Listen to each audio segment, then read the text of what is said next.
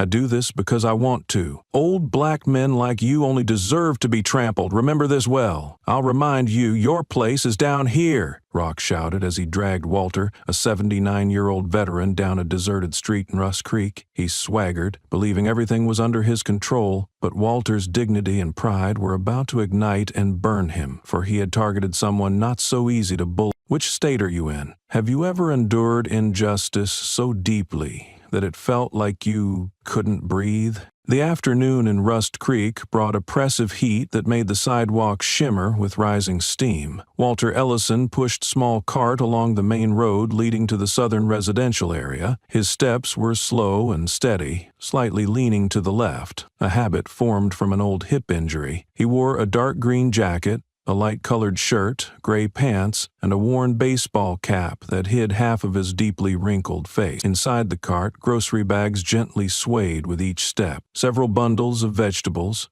a loaf of bread, 3 cans of soup, and a paper bag of eggs. Walking beside him was Rufus, his old dog with salt and pepper fur, limping but alert-eyed. The dog was tied to the cart frame with a frayed rope, just like every time Walter went shopping. Hopper and Cohorning went shopping. The screeching sound of brakes made the entire street come to a halt. A patrol car arrived, blocking the way, and 2 officers in NYPD uniforms got out. Clayton Rourke opened the car door first. He was muscular, with a cold stare. Evan Mercer followed, younger and slender, but silent. "Stop, hands up," Rourke barked, eyes never leaving Walter. "We received a description of a suspicious person carrying a large bag moving around this area." Walter stopped his cart, hands still on the handle. He furrowed his brow but did not react immediately. "I just came back from the market," he said, in a calm, deep voice. "Hands up," Rourke repeated, stepping forward without waiting for an explanation. He yanked the side of the cart, tilting the whole frame. Walter was pulled from the handle and lost balance, falling hard onto the pavement. Rufus barked loudly, his voice tearing through the hot air. The dog pulled at the rope, struggling, but it was tied too tightly. Rourke pressed his knee onto Walter's back and cuffed his wrists tightly. The old, veiny fingers were now pressed against the concrete beside a bunch of tomatoes spilled from the bag. One tomato was crushed, its red juice spreading like an immobile stain. A soup can rolled off the cart, slowly moving to the middle of the street before stopping beneath the wheel of a nearby parked bicycle.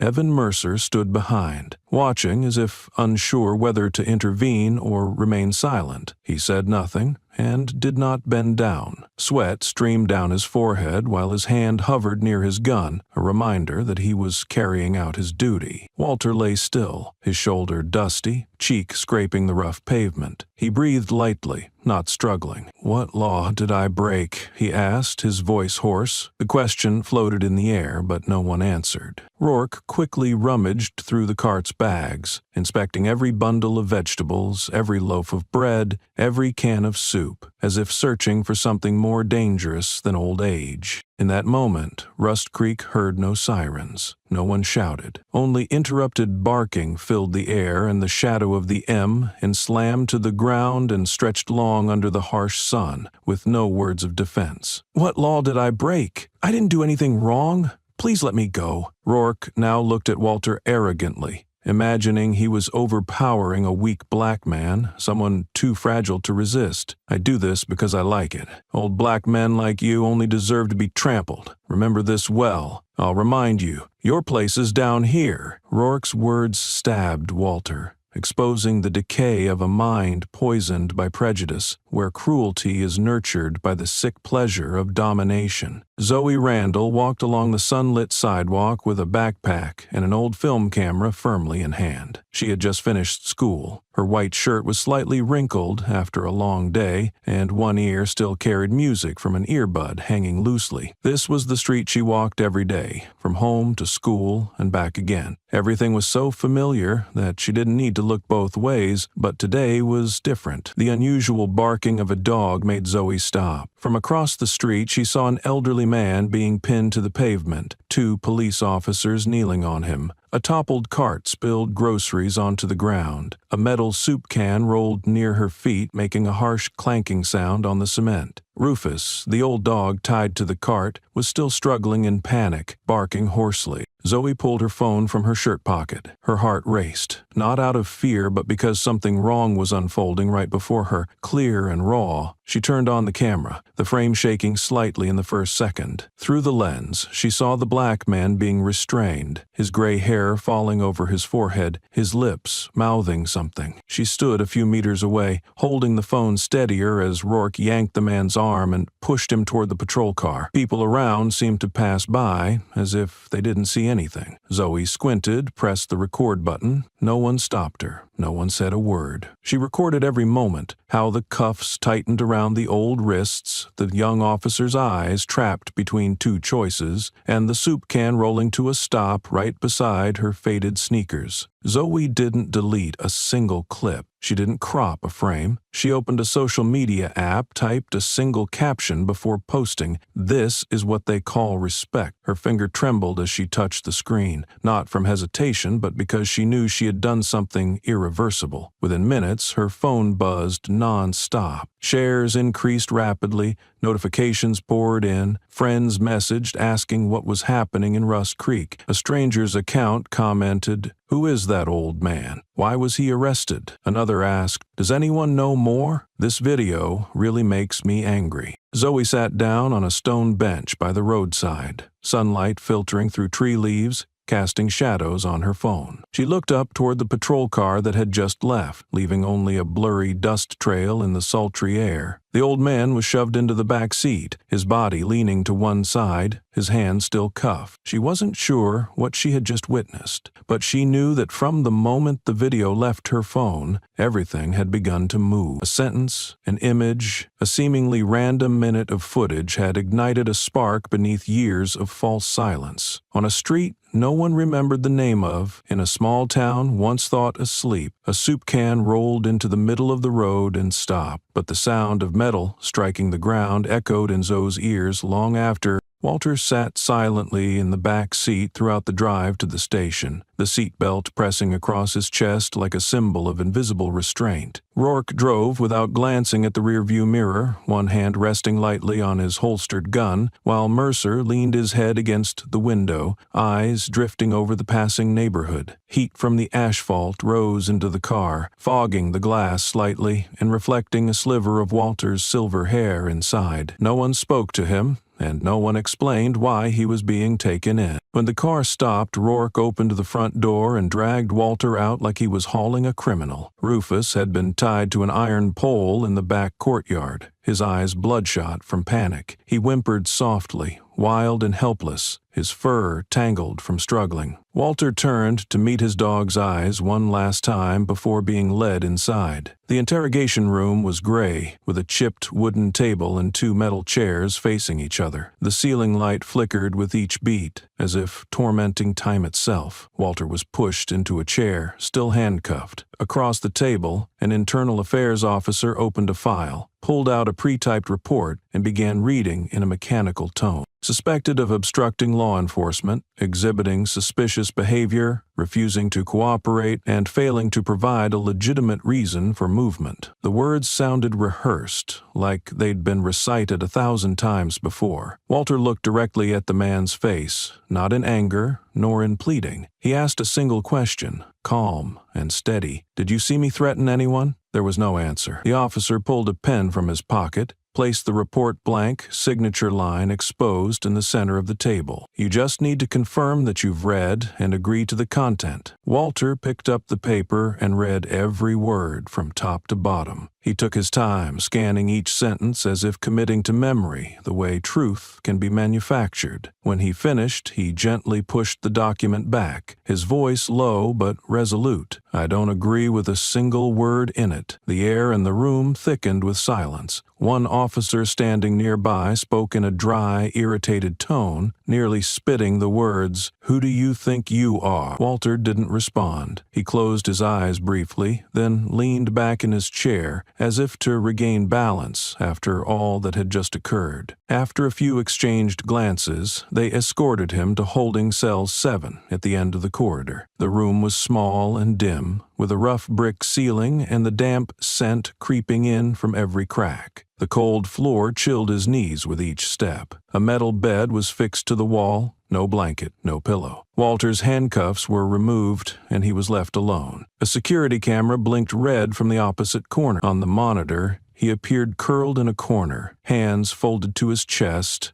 eyes half closed, as if holding on to something unspoken. No one knew what he was thinking, and no one asked. A young officer passed the row of cells, his gaze drifting past the thick glass. He paused for a second. There was something in Walter's expression that sank deep into the officer's chest, a strange heaviness he couldn't explain. He walked on, but that image lingered. Outside, dusk was falling, yet within the heart of the town something was quietly rising, like steam before a storm, and from that prison corner a current of memory waited to be awakened. Zoe's phone buzzed non-stop. Notifications from social media flooded the screen. The video she posted just hours ago had surpassed 100,000 views. Several major accounts had reshared it, including a civil rights organization with the caption, "A man arrested without cause for carrying groceries." The comments came thick and fast, most filled with outrage. Many were asking who the old man was. Zoe scrolled through each line in silence, aware she was now at the center of something far greater than her usual school video projects. On Twitter, a user named @VetSurvivor45 posted a blurry black-and-white photo of an old soldier in uniform tending to a young injured comrade outside a field clinic. The caption read, "That's him. His name is Walter Ellison. He saved my life in Mosul." The post was quickly shared thousands of times. The hashtag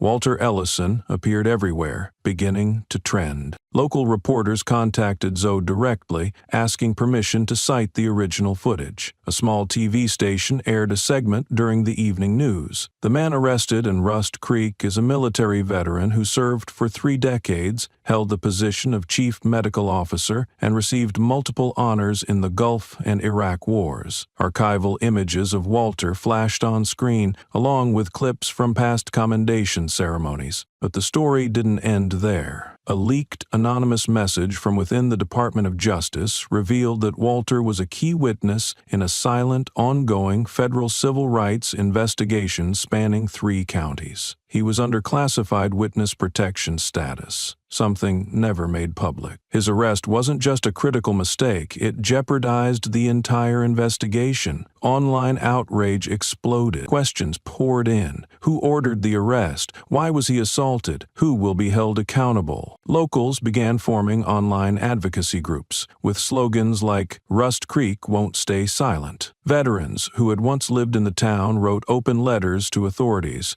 demanding a public inquiry. One letter read, "If a man who's saved hundreds of lives can be thrown to the ground like a thief, then none of us are safe." Old clips from military honors resurfaced, including a moment where Walter stood at a wooden podium, hand over heart, eyes fixed on the flag as he said, "We don't need anyone's thanks, just to be seen and treated like human beings." Inside the stone-walled cell, the light above flickered on. Walter sat still in the corner, unmoving. He didn't know that outside, the town was stirring in his name. He didn't know his image and uniform was spreading across forums and news outlets. But out in the hallway, a young officer walked slowly, pulled out his phone, and saw the words, "Walter Ellison," glowing on screen. He paused for a moment, visibly unsettled. The doors that had long been sealed by habit and indifference were beginning to crack, and the first sound breaking through was a name thought to be forgotten. Outside the Rust Creek Police Department, news vans lined the sidewalk. Reporters from Jackson, Baton Rouge, and even CNN's Southern Bureau stood with microphones in hand,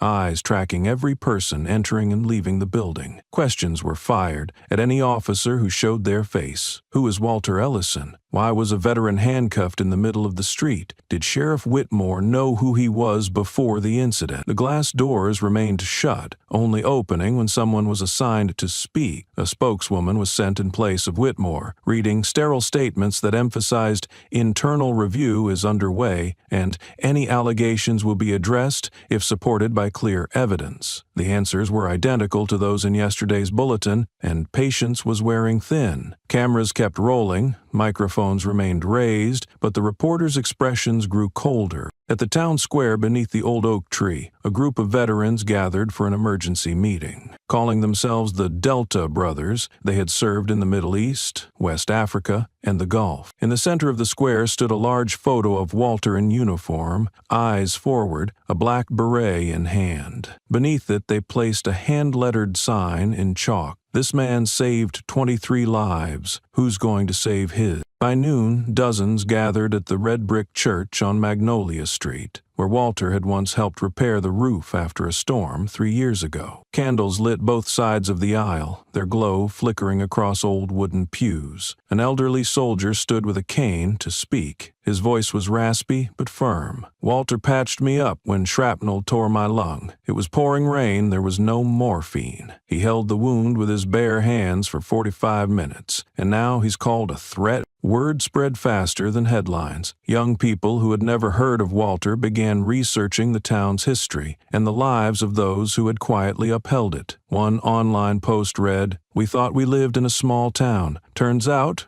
we live in a great forgetfulness." Amid the media surge, a Baton Rouge journalist reopened Sheriff Whitmore's personnel file. He found that Whitmore had trained with a special task force in 1987, the same year a series of unlawful raids occurred in a neighboring county. Those raids were detailed in federal testimony that Walter had given. The question arose, was Whitmore present during those operations? Was he the young officer Walter once tried to name? Pressure didn't come from the press alone. A state-level independent watchdog group filed a petition urging the Department of Justice to send inspectors to Rust Creek. They didn't just want answers about Walter's arrest. They demanded a full audit of the town's law enforcement practices over the past 15 years. On the community board outside the library, someone had posted a sheet of plain white paper with black marker words. "We're not waiting for the truth. We're reclaiming memory." Amid the chaos of breaking news, it was that message that caused many to stop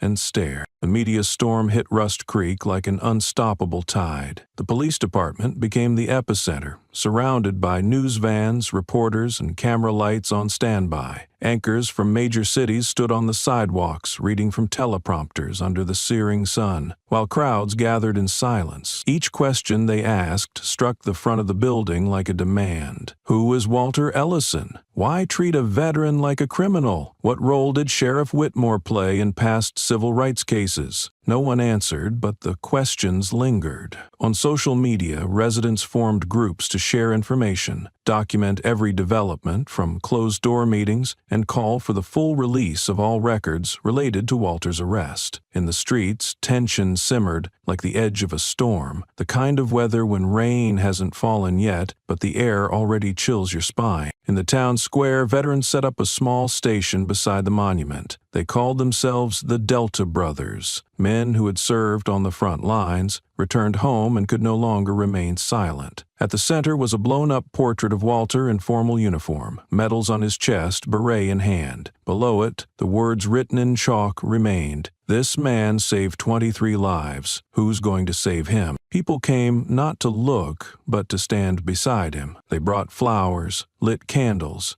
and some placed cans of soup at the base of the photo, a symbol needing no explanation. One elderly woman brought a scarf signed by Walter, telling of the day he helped her son during a seizure at a bus stop 10 years ago. It seemed a small story, yet she spoke with the gravity of memory earned through truth. That evening, a community meeting was held at the same red brick church where Walter had once helped fix the roof. There was no stage or microphone. People sat in a circle, passing a small candle between them. A grizzled veteran in a faded army shirt recounted, "That night, shrapnel tore through my lung. Walter ripped my shirt, used his hands to stop the bleeding, and bandaged me with his rifle strap. He kept me alive until the chopper came, and now he's thrown to the ground like a criminal." His voice faded. No one replied. A woman beside him laid a hand on his shoulder, a wordless gesture of solidarity. The next morning, an investigative report in the Baton Chronicle shifted everything. A young journalist traced Harold Whitmore's military file and discovered his involvement with a reserve police unit in 1987, the same period of unlicensed night raids Walter had testified about as a federal witness. A new question emerged. Was Whitmore part of the force Walter had once tried to expose? That question remained unanswered, but the pressure was visible. An independent monitoring group submitted a formal request to federal authorities, asking for a special inspection team to investigate Rust Creek's law enforcement. For the first time in years, people began questioning not just one man's actions, but the buried past of an entire town. And it all began with a man over 70 and a soup can that rolled across the street. That afternoon, a dark gray car stopped in front of a small wooden house tucked alongside a dirt road in Rust Creek.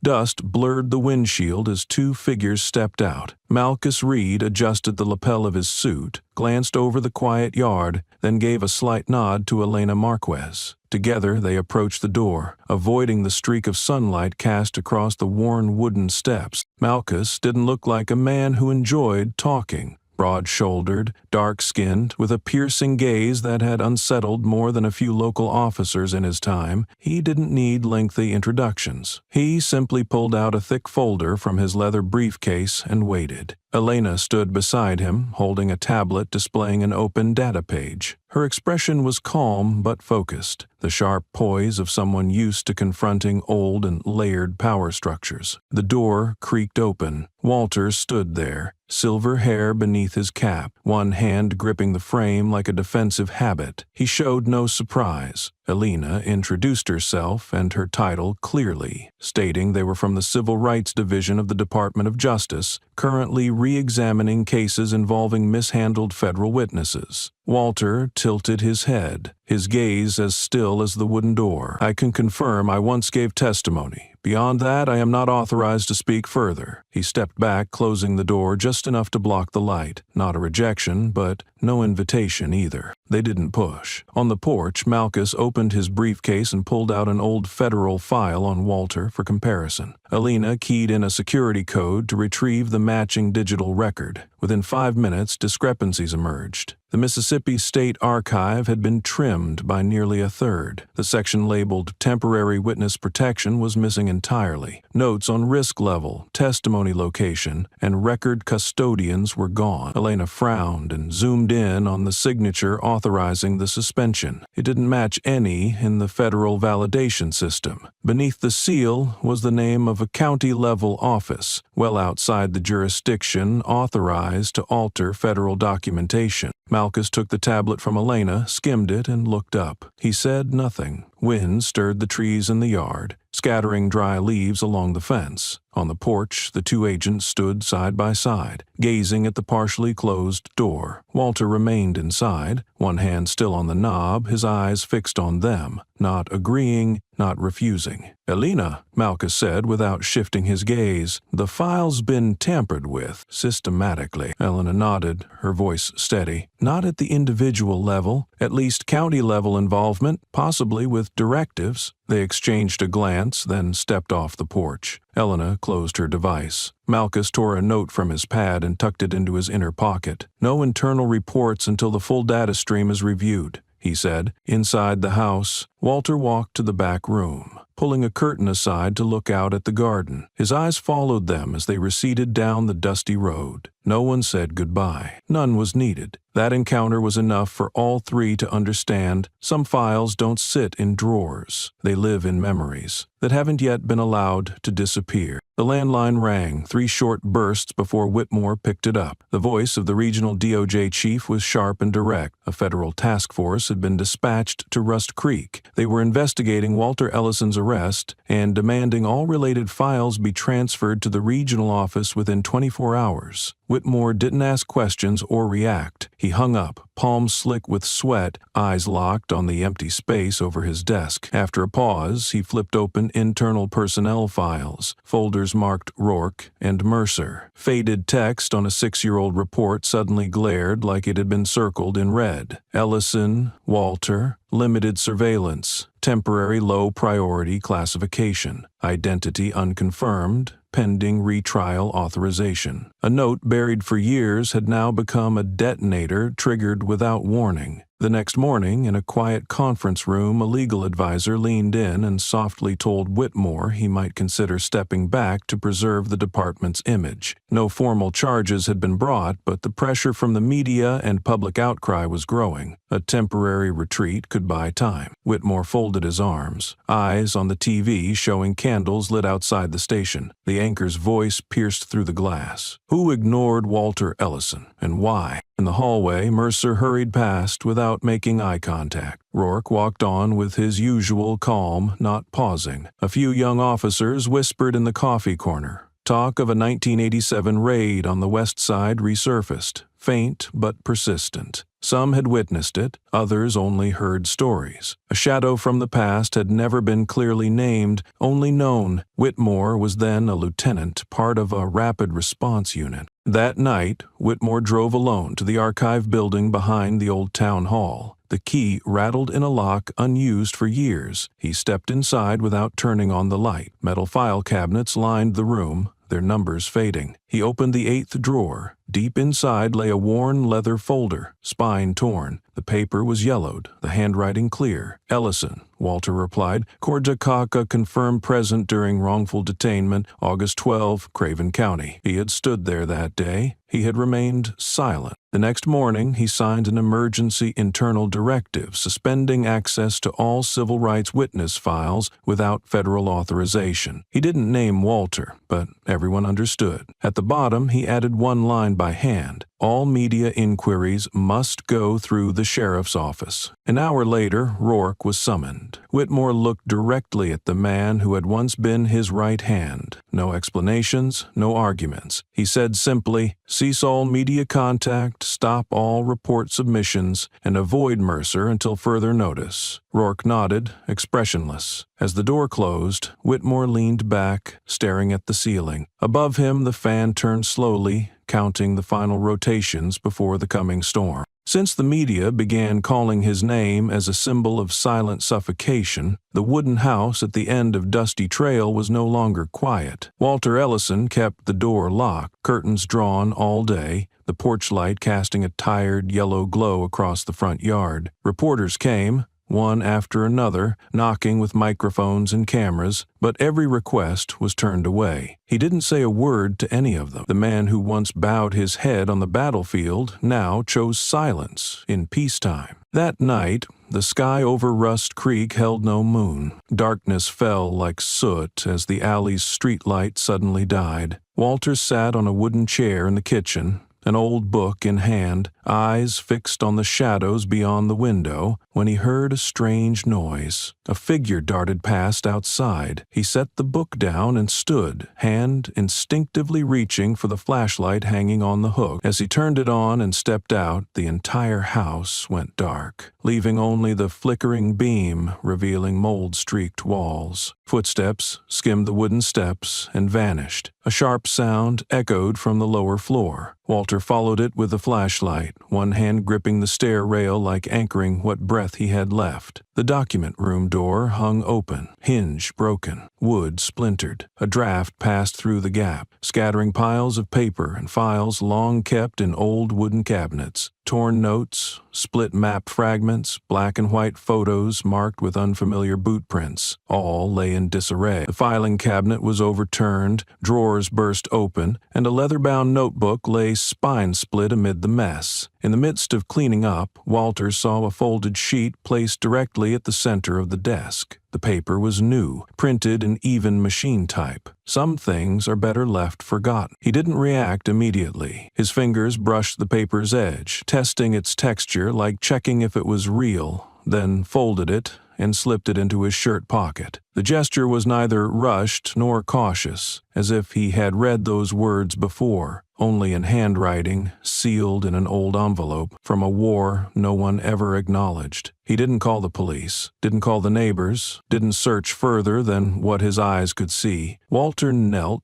picked up each torn page, dusted off smudged technical drawings, and stacked ink-blotted files. On the floor was a trampled photo, its frame cracked at the corner, glass shattered, but the image intact. Him standing next to a black woman, both in medical uniforms, smiling, in front of a tented field hospital. Walter lifted the frame, wiped the glass clean, then placed it face down on the desk, not to forget, but to keep it from others' eyes. Only the wind remained in the room, whistling through the window crack, carrying the smell of dust and something old, like ashes from a war never properly recorded. That morning began with a strange stillness. Sunlight angled through the dark branches outside the porch, but there was no familiar barking from Rufus. Walter stood at the door, one hand on the frame, eyes scanning the yard to confirm what he hoped wasn't true. The kennel door was ajar, the rope still tied to the hook, its end cleanly severed. No footprints, no unfamiliar noise. Emptiness hung over the small yard, making the air thicker, colder than the early chill. He walked slowly to the back of the house, where melons once grew last summer. The grass was high and damp, and in the center of fallen leaves lay Rufus's thin body, curled like in sleep, his legs tucked, head resting on damp earth, sun casting faint color on gray fur. His neck twisted unnaturally, as if snapped swiftly, cleanly, eyes still open. No blood, no wounds, no trail, only the void left by a single lost breath. Walter knelt, gently touched Rufus's head. His hand grazed fur that once held warmth, now icy and still. He rose, fetched an old shovel from the shed, its blade chipped, wooden handle polished smooth from use. He chose a spot behind low bushes where the neighbor's old cat had once been buried. A forgotten place, but never abandoned. Each shovel stroke sank into the earth with slow precision, as though he calculated the depth of farewell. When the grave was ready, he wrapped Rufus in an old cloth and laid him down without a word. No ceremony, no prayer, just silence wrapped around memory. Walter filled the grave, pressing each layer down with thin hands, then picked up a rusted soup can lid from the steps and placed it atop the small mound, the last remnant of yesterday. Next door, Zoe watched from behind her window curtain. Her eyes followed each of his movements, though they had barely exchanged more than a few words. She didn't reach for her phone, didn't record. She understood some things weren't meant to become content. When Walter placed his hand on the can lid, Zoe stepped away from the window, walked down the porch, and approached the low fence between the two homes. She brought a single white flower, picked quickly from the dining table arrangement. She said nothing, only bent to lay it beside the grave, then stood upright and looked at him. Walter looked back for a few seconds. His gaze held neither suspicion nor gratitude, only the look of someone who had lived long enough to know when to speak and when to stay silent. He nodded. No smile, no expression, just a gesture, small and nearly invisible, yet clear as a greeting from a world few dared enter. Zoe turned and walked slowly toward her door. Walter went inside too, gently closing the door behind him. Overhead, the sky wore a veil of pale ash. Rust Creek woke, as always. But in the small patch of ground behind two quiet houses, there was now a hollow freshly dug, then filled with things no one dared forget. Walter's wooden house sat in silence. The scent of damp earth mixed with old smoke still lingered in the air, even with the windows wide open. Elena stepped slowly into the storage room after Malchus gently pushed open a door hanging off its broken hinge.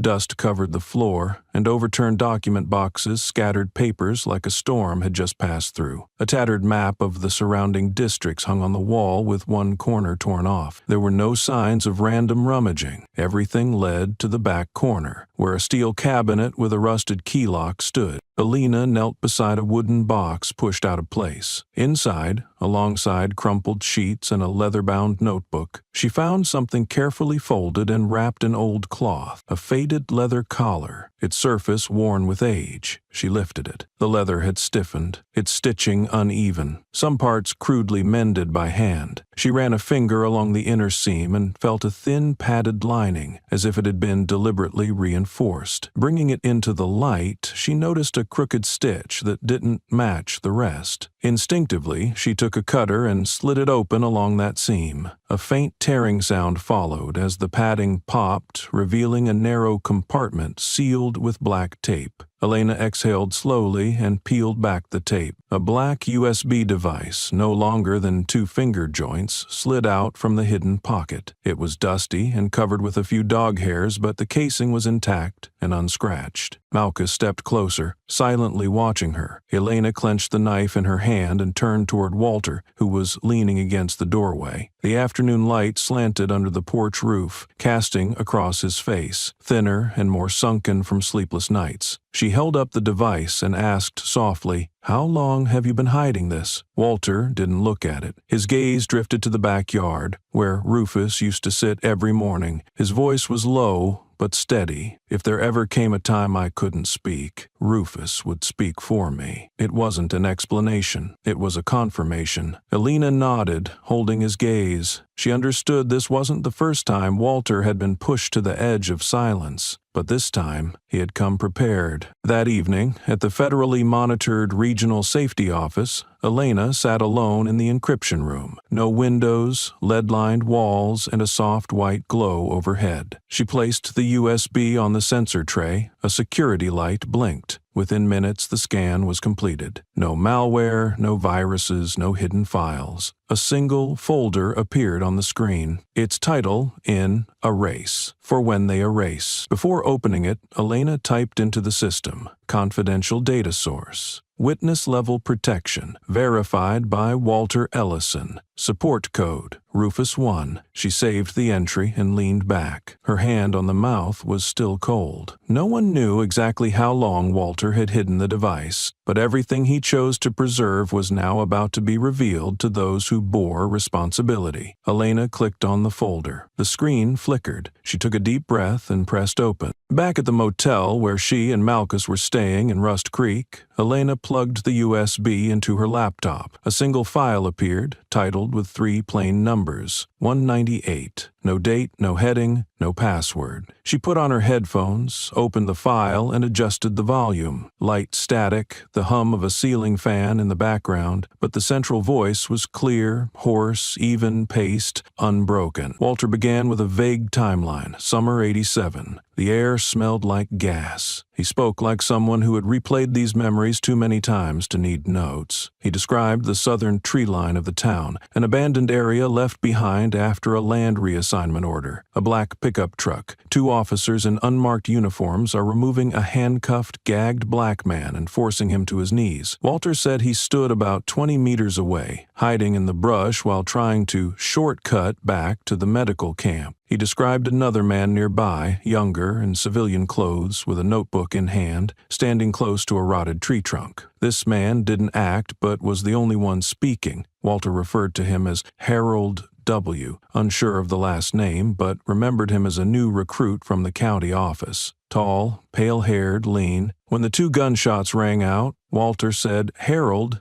didn't even flinch. He wrote something down and signaled for the others to leave. Elena paused the file to take notes. The next segment made her replay it several times. Walter described the victim's face, eyes wide open, like trying to make sense of something that defied every law. He never learned the man's name, but for over 30 years, that image had stayed in the same corner of his memory, like a chosen haunting. Walter's voice didn't shake. He didn't beg, didn't rage. He simply told the story, carving it into permanence with words where time could not erase it. His final sentence came slowly. They didn't have to kill him. They just needed to silence me. Elena removed the headphones and sat upright. She didn't speak at first, her hand resting lightly on the warm laptop. Then she called Malchus, told him to come immediately and to bring the emergency verification protocol. When he arrived, she handed him the headphones and stood by the window, watching the sunset fade behind the town's low rooftops. Neither said much. They both understood that if this recording was real, Walter Ellison wasn't merely a witness. He was the last living survivor of a secret the system had buried for over 3 decades. Malchus placed his hand on the open case file and quickly wrote the heading, Unreleased Material, Testimony on Unlawful Execution, 1987. She nodded, duplicated the file to an external hard drive, then said quietly, "We're no longer in the gray. It's either disclosure or complicity." And they both knew, from that moment on, every action would be remembered, every word, every choice, every silence. The small USB stick was carefully hidden beneath the collar lining of Rufus, bound with a strip of medical tape. As if Walter had always known, someone would one day find it. Elena Marquez sat in her temporary workspace, desk lamp casting a glow over the empty surface, headphones covering her ears. The USB didn't hold much data, but one encrypted audio file stood out, protected only by a basic layer. She opened it using standard software, no elaborate steps needed. The recording began with the sound of wind through a window and the steady, aged breath of a man. Walter's voice. Elena straightened in her chair as a conversation emerged. The second voice belonged to a middle-aged man, northern accent, serious and distant. The exchange lasted nearly 20 minutes, centering on an autumn night in 1987 in Pike County, where Walter had witnessed an unlawful execution. His voice remained calm and uninterrupted as he recounted each detail. Plainclothes officers, an unmarked vehicle, no clear warrant, and a man shot dead in an old cattle shed by the field. When he reached the part where he named those present, he paused a moment, then spoke clearly. Whitmore, the rookie back then, near the western trees, hands shaking, but he didn't move. Elena stopped typing. The name wasn't unfamiliar. It was Harold Whitmore, the current sheriff of Rust Creek. Throughout all reports and published records, Whitmore had never acknowledged involvement in any incident prior to arriving in Rust Creek, and Pike County had never been mentioned. The venture through Pike County had never been mentioned. Elena forwarded the file to Malchus Reed. He remained quiet for a few moments, then immediately opened the internal database, searching military police personnel records from 1987 to 1991. Within 10 minutes, Harold Whitmore's profile appeared. Assistant officer assigned to an inter-county law enforcement program sponsored by the Office of the District Attorney of Region 7. The deeper Malchus dug, the more apparent a pattern became. Whitmore was promoted nearly immediately after the incident Walter described. Just 11 months later, he was transferred to Rust Creek and appointed to a new post, citing exceptional completion of duties. Elena sat still,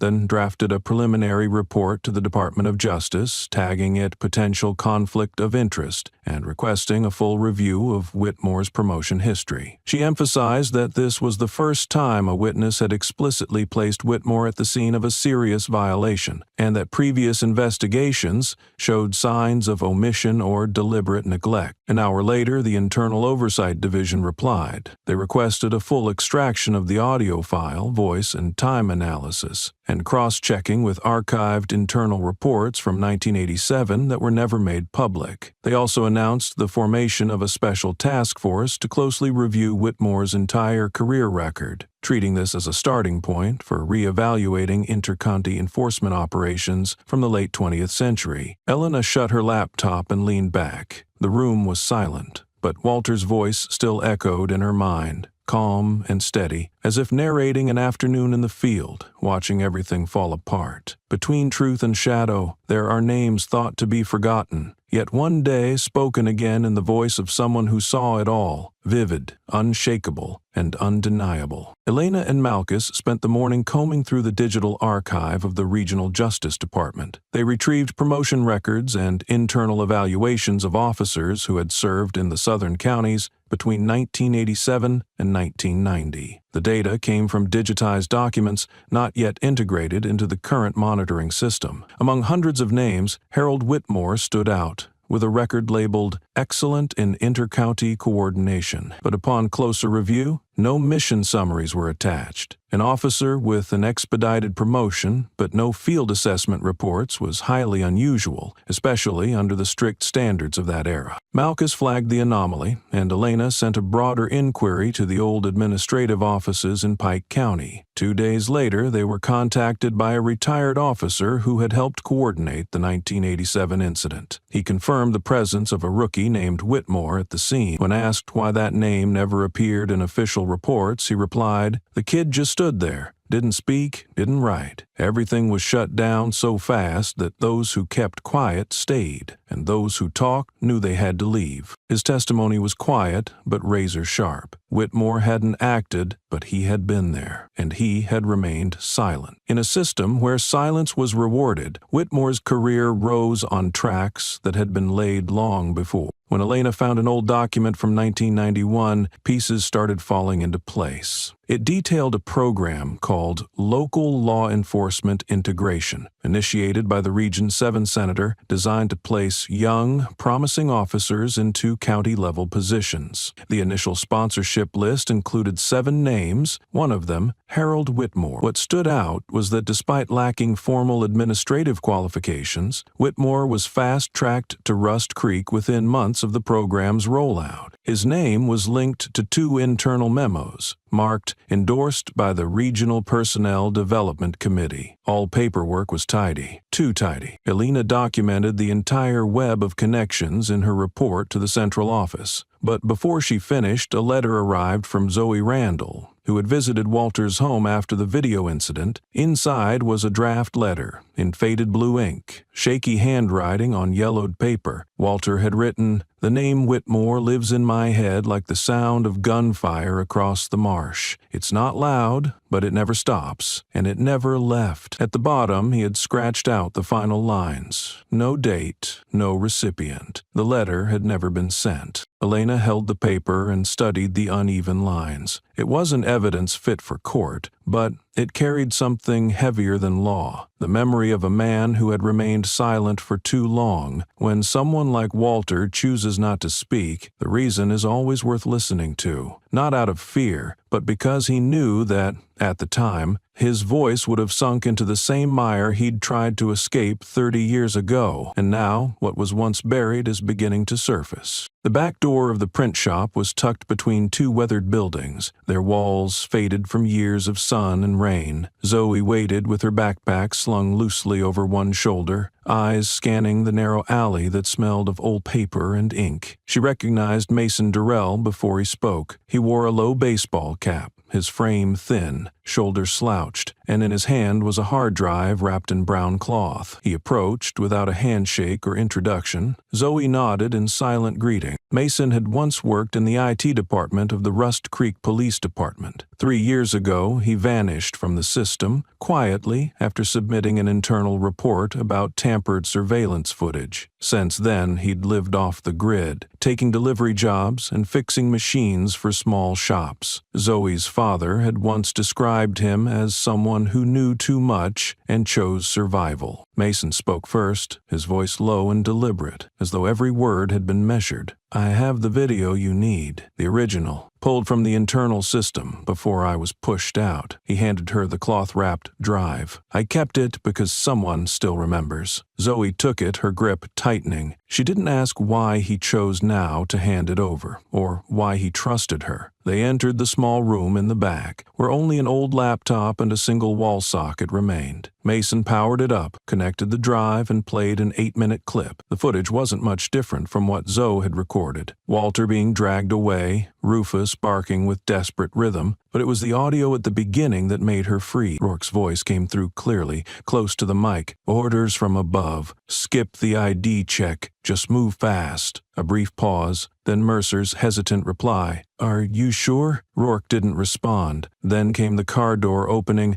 and everything unfolded just as Zoe had witnessed. Zoe sat still, fingers clutching her backpack strap. She had known this was serious, but it was no longer just about an old man wrongly arrested. It was a directive, a structure, a trace of something the town had kept buried for far too long. Mason stood behind her, arms crossed. He said he would make 3 backups, one for the Department of Justice, one for an independent media outlet, and one for a civil rights agent. He looked at Zoe with a gaze that was both firm and tired. "Keep this quiet until it's time. Not because I'm scared, but because I want the right person holding it." Zoe nodded silently. She understood the urgency. When Mason left, she stayed behind, opened her phone and drafted an encrypted message to Elena. "I've met someone who was removed from the system. The data is being secured." She didn't send it yet, just saved it as a draft. Outside, wind hissed through the cracks in the alley walls, sweeping up scraps of paper from the print shop. Inside, the pale blue glow of the screen lit Zoe's face as the clip played again. This time, she didn't look away for even a second. 3 days have passed since Zoe and Mason met. As agreed, he was supposed to return Saturday afternoon to deliver the complete hard drive and the federal access code. But as the sky darkened with rain, Zoe saw no sign of him. She called 3 times, each ringing out before going silent. Her messages remained unread. That evening, she called a repair shop Mason had worked with. The person who answered said he was taking time off for personal reasons, not accepting jobs this week. The voice was familiar,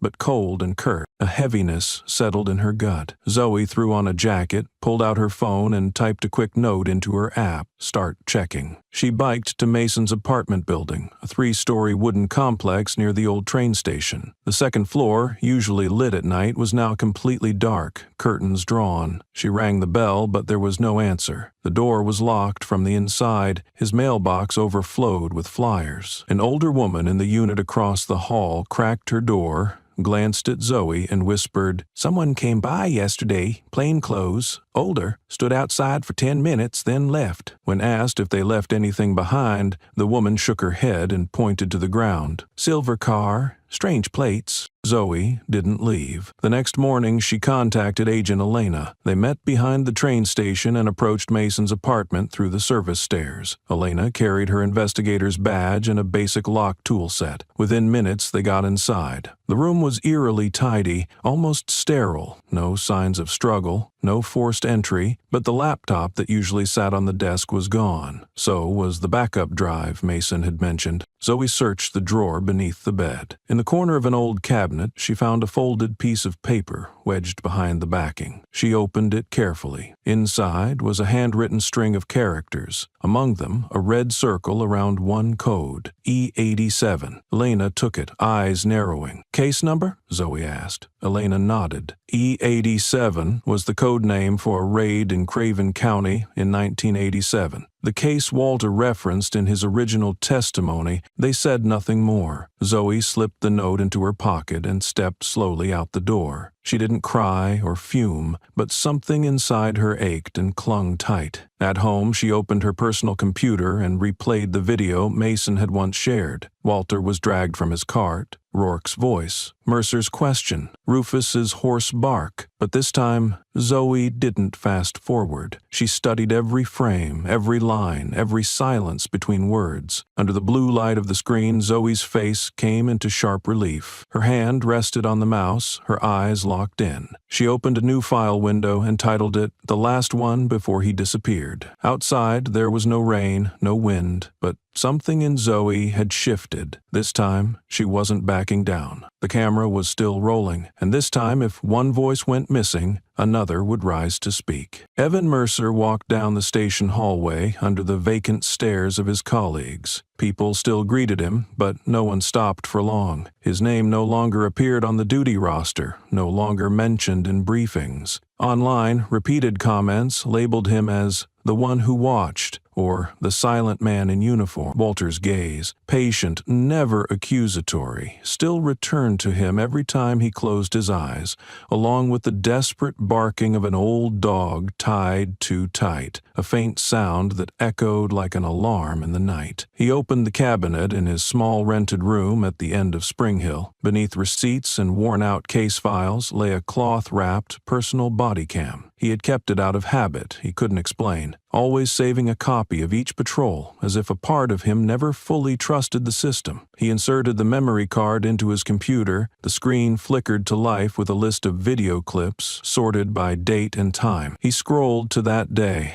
The final segment, never submitted to headquarters, appeared on screen, tilted angle with clear audio. Walter's restrained figure, head tilted slightly, voice rasping. "You're the last one, still close to what's right. I used to be like you." Mercer remembered the moment, but hearing it now, each word landed heavier on his chest. He played the clip in slow motion. Rourke bent over the cart, picked up a soup can, glanced around, then dropped it deliberately on the ground. He turned back and growled at Walter. Hiding something here? You messing with me? It was a blatant gesture, but in that scene, enough to manufacture an excuse. At the end, as Walter was shoved into the car, Rourke leaned toward Mercer and muttered, "He's just an old man. Clean it up and go." Mercer sat frozen in front of the screen. No lights on, just the cold blue glow on his face. Sweat traced down his temple. He rewound, played it again, then again. Each time his face stared back, silent, withdrawn, on the sidelines. Part of him once thought maybe he'd misjudged, that things weren't as bad as they felt. But what his eyes saw in that video destroyed any hope of denial. He closed the laptop and sat still for a long while. There was nothing left to excuse, and no one left to hide behind. Every action from this point forward would define who he was, either remain the shadow behind the spotlight, or become the first to step out of the silence, and he knew no one else could make that choice for him. The draft report sat in Evan Mercer's internal mailbox for over an hour, unsent. The subject line was brief, the content just over 2 pages, but he had read it more than 10 times. Every time he reached to click send, his hand paused above the keyboard. He knew what he wrote wouldn't just affect him, it would end the career he had built over the years. Colleagues would see him differently, meetings would no longer have a chair for him,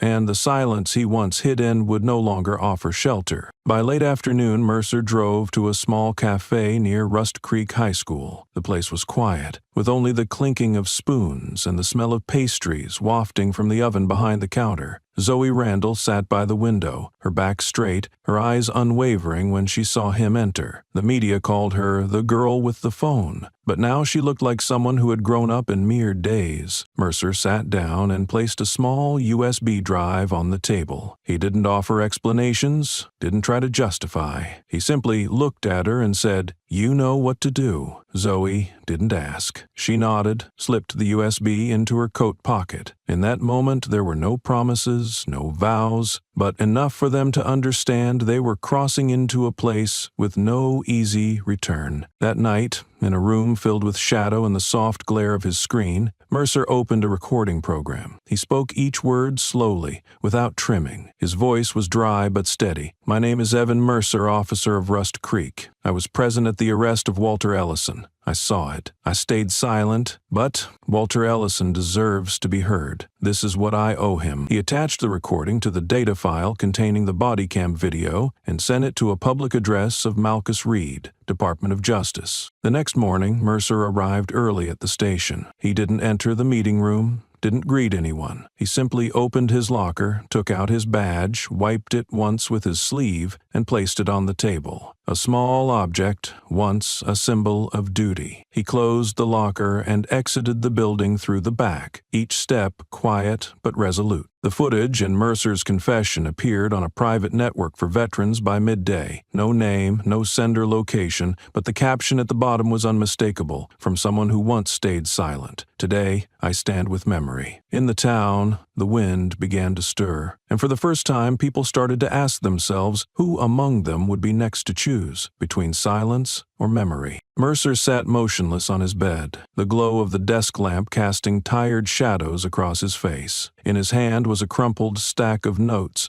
smudged by a ring of moisture from a cold coffee cup. The first line had been written, crossed out, rewritten, and erased again. Each time he tried to begin, Walter's eyes returned to him. One question, painfully simple, repeated in his head. What law did I break? Since that night he hadn't slept. Sounds from the body cam haunted his dreams, especially the grating clatter of the soup can rolling on the pavement. He tried to talk to people at the precinct, but received only polite nods, quiet avoidance, and unspoken warnings to think about your future. He once believed silence would let time bury it all, but then Mason disappeared, and with that, Mercer realized there are voids that no excuse can fill. Sometimes silence betrays your own humanity. That afternoon, he walked into the local Justice Department branch without an appointment. The receptionist was surprised to see an off-duty officer carrying a small USB stick in the pocket of his shirt.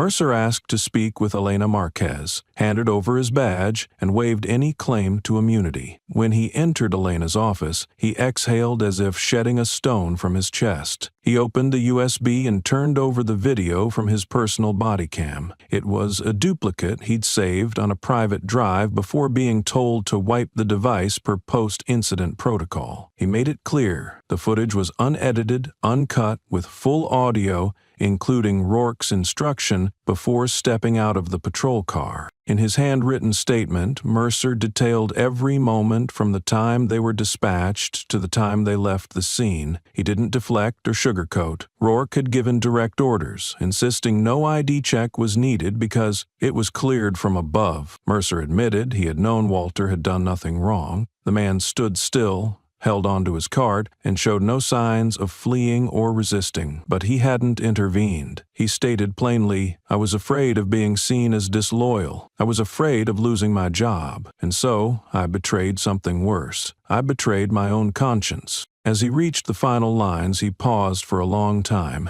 Ignoring administrative templates and standard phrasing, he added one sentence in the margin. The words slanted, the pen pressure uneven but unshaking. "If you still have a heart, don't grow old needing to apologize to yourself." Elena looked up after reading that line. A breeze drifted in through the office window, carrying faint sirens from outside. The statement sat on her desk, beside the small USB, which now held the power to ignite a federal investigation. Mercer said nothing more. He stood, pulled his badge from his shirt pocket, placed it next to the file, and walked away. On the steps outside the building, he stopped and looked up at the blue-gray sky. In his mind, Walter's question no longer belonged only to Walter. It had become his own, and now he knew he had to start over, not by changing his job, but by standing on the right side of memory. The press conference room was assembled in under 2 hours after the Justice Department confirmed the footage's authenticity through 2 independent sources. One was Mercer, who had formally come forward. The other was a clip Zoe received shortly before Mason disappeared. Reporters filled every seat, camera lights flashing across the podium. A large screen displayed the title, "Walter Ellison Excerpt from Body Camera Footage," against a backdrop of silence. The 4-minute video began with a slight tremble of the body cam. Rourke's voice came first, before the vehicle stopped. "Forget ID checks. We've got clearance. Keep it clean, no loose ends." The next image showed Walter Ellison walking slowly, pulling his cart across the road, Rufus straining slightly at his leash. The officers hadn't asked for his name or ordered him to stop. They rushed him. Walter turned his head, met the lens, and asked a question so quiet it nearly dissolved in the wind. "What law did I break?" Behind him, Rourke responded smoothly, "You crossed into the wrong street." Each second of the video stretched the room's silence. When the soup can rolled into the street, when tomatoes burst beside Walter's pinned hands, no one in the press room made a sound. The footage was raw, uncut, and unspun. The public response erupted. The hashtag Walter Ellison flooded Twitter, joined by Justice for Walter and Not a Stray clip, declaring the footage not a snippet, but a full exposure of systemic rot. A veterans organization in Vicksburg vowed to send a formal letter to Congress, demanding a comprehensive investigation into how the system protects or discards civil rights witnesses who had once worked with federal authorities. A viral Atlantic article titled "The Shredded Manual of Justice" and "The Camera That Taped It Back Together" analyzed the silent choreography of institutional power, from orders issued to actions carried out, from record systems to the erasure of identities. The clip didn't say much, but it spoke exactly to the parts previous reports had conveniently ignored. All day, the Rust Creek Police Department was surrounded by media and protest signs. A human rights group held a vigil in the town square, reading Mercer's statement line by line, as if performing a collective rite to restore dignity. A federal body requested the suspension of the entire local command staff, including Chief Whitmore. That evening, on a nationally televised program, Agent Elena Marquez appeared as the official assigned to Walter's case file. When the host asked what she felt when she first saw the original footage, Alina answered with a single sentence. This is the truth the system taught people to erase. On screen, the final frame of the broadcast was a still from the video. Walter looking up just before being pushed down, his eyes not angry, only filled with weary patience. And people understood. This outrage would not be quieted by a single apology. It would dig deep into what was buried, not to take revenge, but so no one would ever again have to ask, in silence, what law did I break? Whitmore stood at the podium, the state flag and a gleaming police badge behind him reflecting the lights of the press room. His face wasn't angry but cold, like someone who had rehearsed this moment for a long time. Public opinion was demanding answers, and he had chosen to respond with a sharp, calculated counterstrike. We're being dragged into a campaign that distorts history, Whitmore said, his eyes scanning the rows of journalists. Mr. Ellison, a former serviceman, has allowed himself to be manipulated. There is no evidence placing him at the scene of the 1987 incident. I have here, he lifted a folder, a copy of the testimonies from that time, none of which mention the name Walter Ellison. He paused just as the cameras adjusted their focus. I must also question the authenticity of the audio recording. In today's world of technology, anyone can fabricate a voice. This may well be an edited product designed to create division.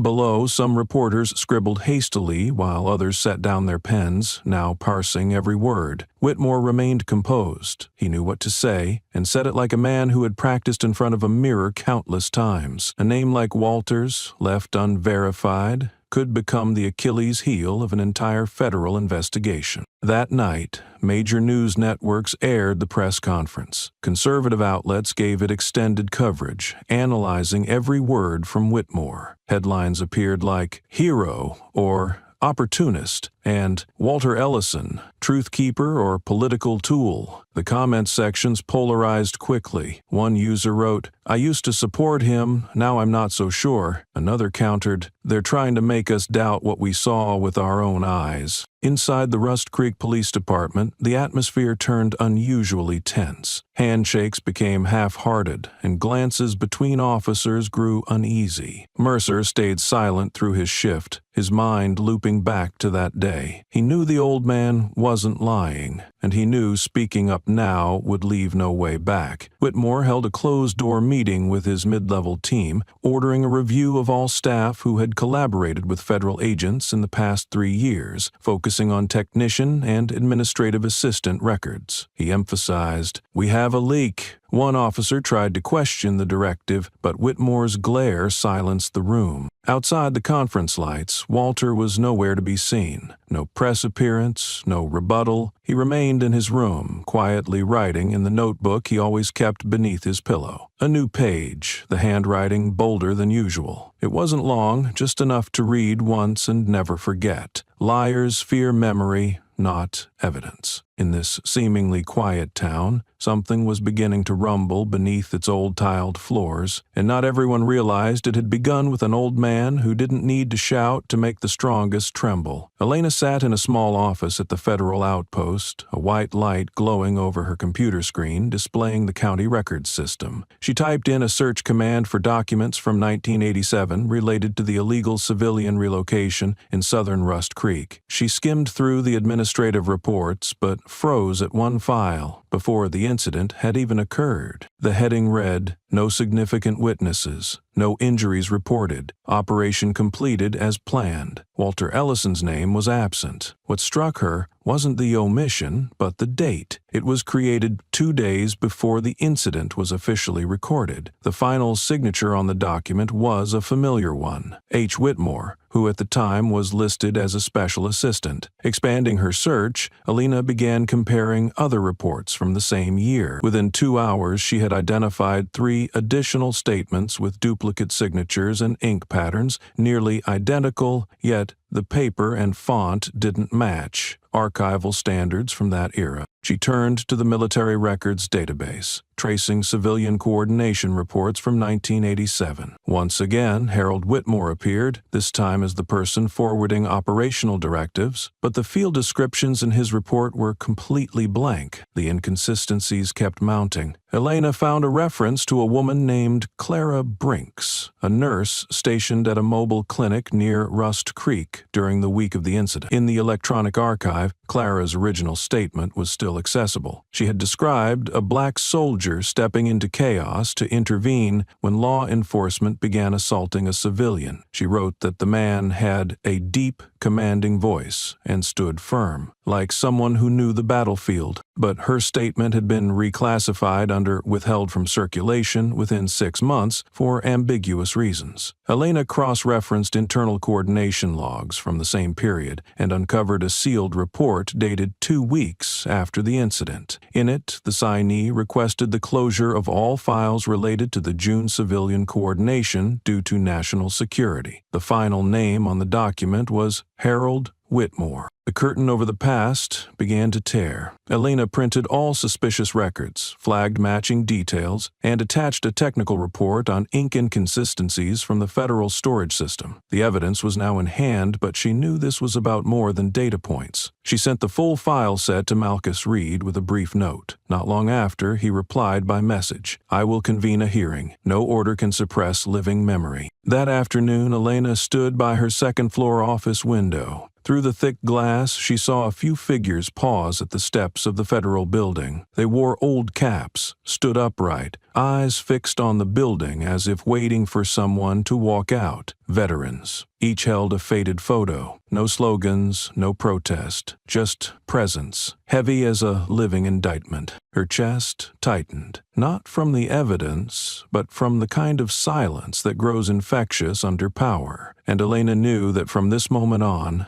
the case had moved beyond personal scope. This was the moment memory had to step into the light. Malchus Reed sat quietly in his car for a long while before entering the rehabilitation center in Jackson. The file Elena had sent over listed only one surviving name, Isaac Denley, a former railroad worker who lived near the western slums of Rust Creek back in 1987. His medical records confirmed he had suffered a stroke a few years prior, resulting in paralysis of his lower body, though his cognition remained intact. Isaac lay on a hospital bed, his gaze clouded by age yet sharp, following Malchus's every move. When Malchus introduced himself and mentioned the old case, Isaac gently shook his head, his gnarled hand signaling him to stop. "I already gave a statement once. No one cared. Who even remembers now?" he said, voice raspy, not angry, just tired. Malchus didn't press. He left behind a printed copy of Nurse Clara Brinks's testimony and a still image from Zoe's video. In the photo, Walter stood silently in the street, frail shoulders hunched, yet his eyes were sharp. Malchus left without scheduling a follow-up, but a few hours later his phone rang. A nurse said Mr. Denley wanted to meet again, this time privately. Malchus turned the car around, bringing with him a fresh notebook and a voice recorder. The small room lacked the usual scent of antiseptic. A white curtain hung behind the window. Isaac signaled for the door to be closed, then pushed himself upright. His weathered face looked like it had been waiting for this moment. "I thought burying memories would kill the past, but I was wrong," he said, eyes fixed on the photo of Walter still lying on the table. The story returned, fragmented at first, then clearer. That night, Isaac had been heading home from a night shift at the rail yard, passing through a cordoned-off area. Police wore no name tags, only red bands on their arms for identification. They herded residents into an alley, claiming it was for ID checks, but the sounds of batons and screams said otherwise. Amid the chaos, an older black man emerged from the shadows, unarmed, arms outstretched, standing between the crowd and the advancing force. "Slow down. There are elderly people and children," he said. Isaac remembered the voice as if it still echoed. The officers paused. One among them, young, marked with a red armband, held a baton but trembled. He didn't want to strike, but he did, out of fear of the man behind him, Isaac said, nodding faintly, as if to convince himself. Malchus handed him a set of photos. Whitmore's younger face appeared among others. Isaac studied each image slowly. When he reached the right one,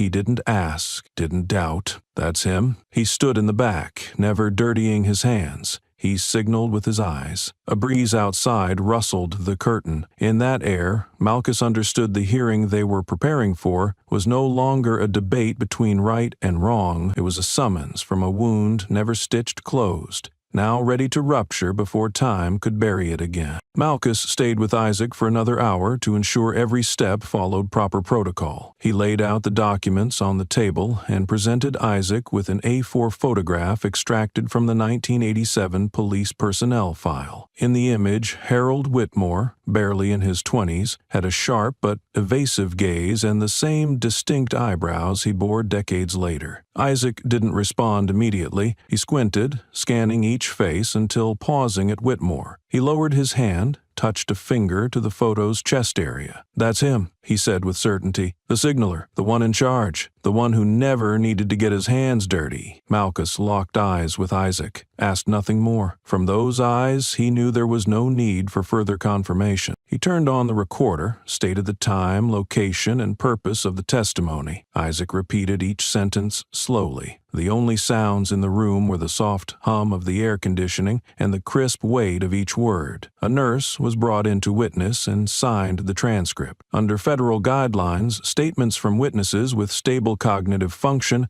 are admissible in civil rights cases. Malchus requested printed copies. All three parties signed in sequence. For nearly 40 years, every allegation had been speculation, internal leaks or unofficial accounts, voices dismissed for lacking objectivity. This was the first time someone outside the system directly named Harold Whitmore and confirmed his presence at the scene the night of the execution. Immediately after leaving the facility, Malchus contacted Alina from the car and transmitted the audio, photos, and sworn testimony to the federal legal office. It didn't take long for the legal team to respond. The evidence carried enough weight to initiate a special hearing. The case was no longer about a mistaken arrest or isolated misconduct. It now involved the direct participation of a powerful figure in a long-buried chain of events. Hours passed before Malchus returned to Rust Creek. He stopped on a low ridge, overlooking the administrative building where Whitmore still sat as if nothing had changed. The white facade shimmered under the sun, the stone tiles unchanged since Malchus had last been here 8 months ago. But now he saw a fracture in that facade, small but deep, a wound that didn't need to bleed to be real. That evening, he and Elena entered a closed meeting at the federal branch office in Meridian. There they met the regional inspector, someone who had remained silent through multiple internal investigation. This time, he didn't object. A file was placed in the center of the table, topped with an official summons signed by a high authority. Beside it lay a torn calendar page, a red-circled date near the end of the month. On that day, Rust Creek would be forced to answer, not with excuses, but with what it had long tried to avoid: memory. The back room of the house, once used by Walter as storage, had become his retreat each night. The bottom drawer of the wooden cabinet still smelled of old paper. Inside were warrior letters yellowed by time, a dog-eared Bible, and loose scraps of paper scribbled during secret meetings decades ago. On each slip were names with no explanations, only dates and short keywords like aware, present, no response. Walter pulled out a worn brown leather notebook, its cover faded to the point that the military stamp was no longer visible. The notebook had accompanied him during a campaign in '84, then remained locked in a metal trunk for years, its pages untouched. This time, he opened the first page and placed his pen slowly. There was no title, no introduction. An ordinary pattern stood out. The first name he wrote belonged to a man who once sat in the back row during a precinct meeting, the one who met his eyes and silently shook his head when Walter tried to speak. Each name came with a timestamp, a location, and a brief note. One was marked, heard the full tape, nodded, then stayed silent. Another, present at the morgue during body transfer, avoided my gaze. Some entries seemed innocuous. Asked if I should speak up, disappeared from town a week later. He didn't sort them by involvement or rank. Every name was penned in the same even blue ink, in a steady slant, more like a record than a judgment. Walter didn't just name the powerful. One note mentioned the woman who sold bread at the corner, and one saw the morgue light flicker at midnight, but turned away. Another named an electrician paid to disable surveillance cameras, did it as a standard technical job. Even his old unit friend was listed, the one who wrote him after their first investigation, urging him to stay quiet to survive. He wrote every evening, surrounded by nothing but distant dog howls and wind rustling through old tin roofing. His hands were slow but steady. With each name written, he looked up at a small-town map hanging on the wall, as if to confirm his memory hadn't faded. His face showed no particular emotion, only a focused, unreadable gaze, like someone stitching a tear, not to conceal it, but to preserve the shape of a wound. The final page was completed after more than 2 weeks. He paused longer, pen hovering over the blank line before ink met paper. No more names were added, only one line in red ink: "Memory does not seek revenge. It seeks to be alive." Walter closed the notebook and tied it with an old paracord. In that narrow room, his shadow stretched across the floor, covering the drawer that once hid his memories. He placed the notebook on the table and blew out the lamp. There was nothing left to write. What remained was to see who would be ready to read. Zoe showed up at Walter's house one morning, unannounced. The old wooden gate was open. Rufus was no longer guarding the yard. Only the wind stirred the mossy ground. Walter sat at the wooden table, sunlight slanting through the window onto a notebook bound in worn leather. Without greeting, he slid the notebook toward her, his gaze neither pleading nor dismissive. "This is the list of those who knew, but chose silence." Zoe looked at the notebook without touching it. Her voice dropped, shorter than usual. "Why me?" Walter answered without hesitation, as if the decision had been made long ago. "Because you didn't look away." He said nothing more about its contents, offered no instructions. Only a single sentence, soft like the ending of a long lecture. Keep it, not to stir up scandal, but to hand it over to the right person at the right time, to those who must relearn how not to repeat the past. Zoe nodded lightly, her hand resting on the cover but not opening it. She took the notebook home, holding it close like an artifact containing a slice of history many wished forgotten. On her way back, she pulled over by the forest edge, rolled down the window for the wind. In the stillness, she opened the first page. The words that appeared weren't a name, but a note written in quiet blue ink. If, one day, no one remembers anymore, start by reading these names out loud. She read that line again and again. She didn't read further, didn't turn another page. But that evening, back at her desk, she opened her laptop, created a blank document, and titled it, "Those Who Knew But Stayed Silent." She didn't publish the list. Instead, she chose to share fragments, details lacking names but rich enough for anyone involved to recognize themselves. Each entry was a small story, of someone who was warned but kept it to themselves, of a secretary who received a recording and shredded it, of a student who saw blood but obeyed a father's warning, "Stay out of it." The series was posted gradually, without dramatic visuals or a furious tone. The writing was plain, neutral, but the more one read, the deeper something crept in, something reason alone couldn't dismiss. The first message arrived by Tuesday afternoon. A woman, unnamed, wrote, "I know which page I'm on, even if my name's not there." The next came from a man in his 50s, asking if he could finally tell the story he witnessed in a closed-door meeting,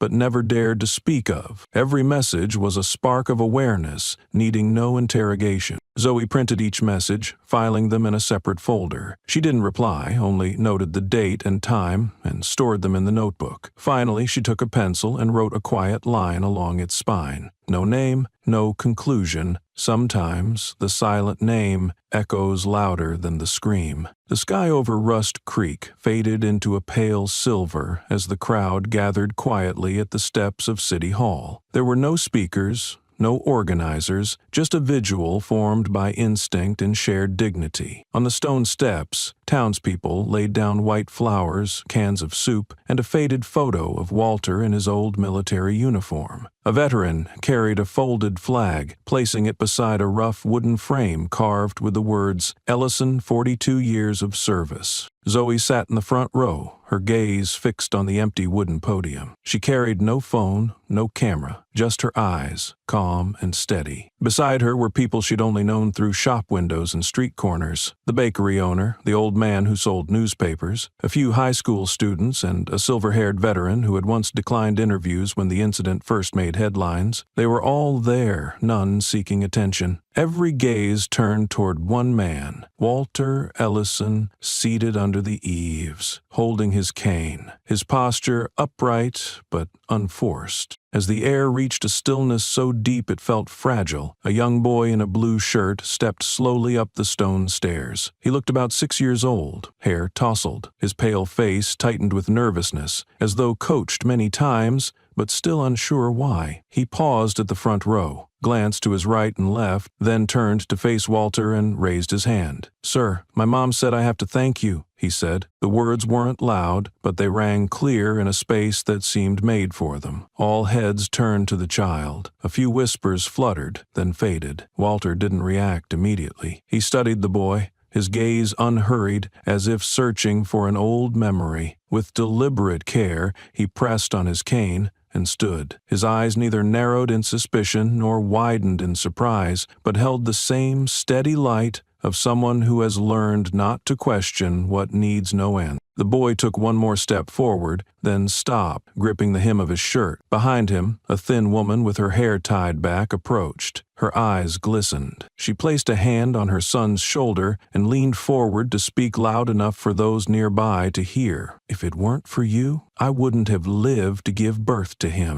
No ripple moved through the crowd, no chatter sparked. The square remained wrapped in the same silence it had carried since the beginning. And in that silence, what had never been told became more present than any speech. No one clapped, no one stepped forward, no one needed to explain. Walter stood still for a moment, then gave a silent nod to the woman. The boy bowed slightly, then followed his mother back to their seat. The candles on the steps continued to burn. A gentle wind passed by, lifting a few white petals into the air before they fell softly to the pavement, as if even they knew no more sound was needed to prove anything. In 1993, the southern border still bore the scars of war. Unmarked paths and unremoved landmines continued to claim lives, even after the gunfire had ceased. Though already retired, Walter volunteered as a field medic for an international humanitarian group, stationed at a medical outpost between two provinces with the highest post-war casualty rates. That morning, a group of civilians had chosen a forest trail to avoid the flooded roads of the rainy season. Anti-personnel mines buried a decade earlier had not yet been cleared, and the explosion tore through the hillside, filling the air with dirt, screams, and scattered limbs. When the aid team reached the site, most of the injured were women and children. Among them was a young, pregnant woman with a severe leg wound bleeding uncontrollably from thigh to ankle. She arrived at the field hospital unconscious, pulse weak, already going into early labor. The medical team debated triage priorities. Resources were low. Blood was limited, and it had to be saved for incoming wounded soldiers. Walter walked into the tent, assessed the wound, and then turned to retrieve the transfusion kit. Rolling up his sleeve, he instructed the team to prepare and began donating his own blood. When a nurse hesitated, noting it wouldn't be enough, he said simply, "I'll survive. She might not. Do it." The procedure lasted over an hour. The wound was roughly closed, and her pulse stabilized just enough for transport. The city medevac team arrived at dawn. 3 months later, in a makeshift hospital downtown, the woman gave birth to a healthy baby boy weighing nearly 3 kilograms, with deep black eyes like his mother's. She named him using a local word that meant preserve. Walter never asked for her name. The unit relocated a few weeks later, then fully withdrew 4 months after. When he returned to Rust Creek, life resumed its quiet rhythm. Stories like that faded behind him, like the faces of so many he had treated but could no longer picture.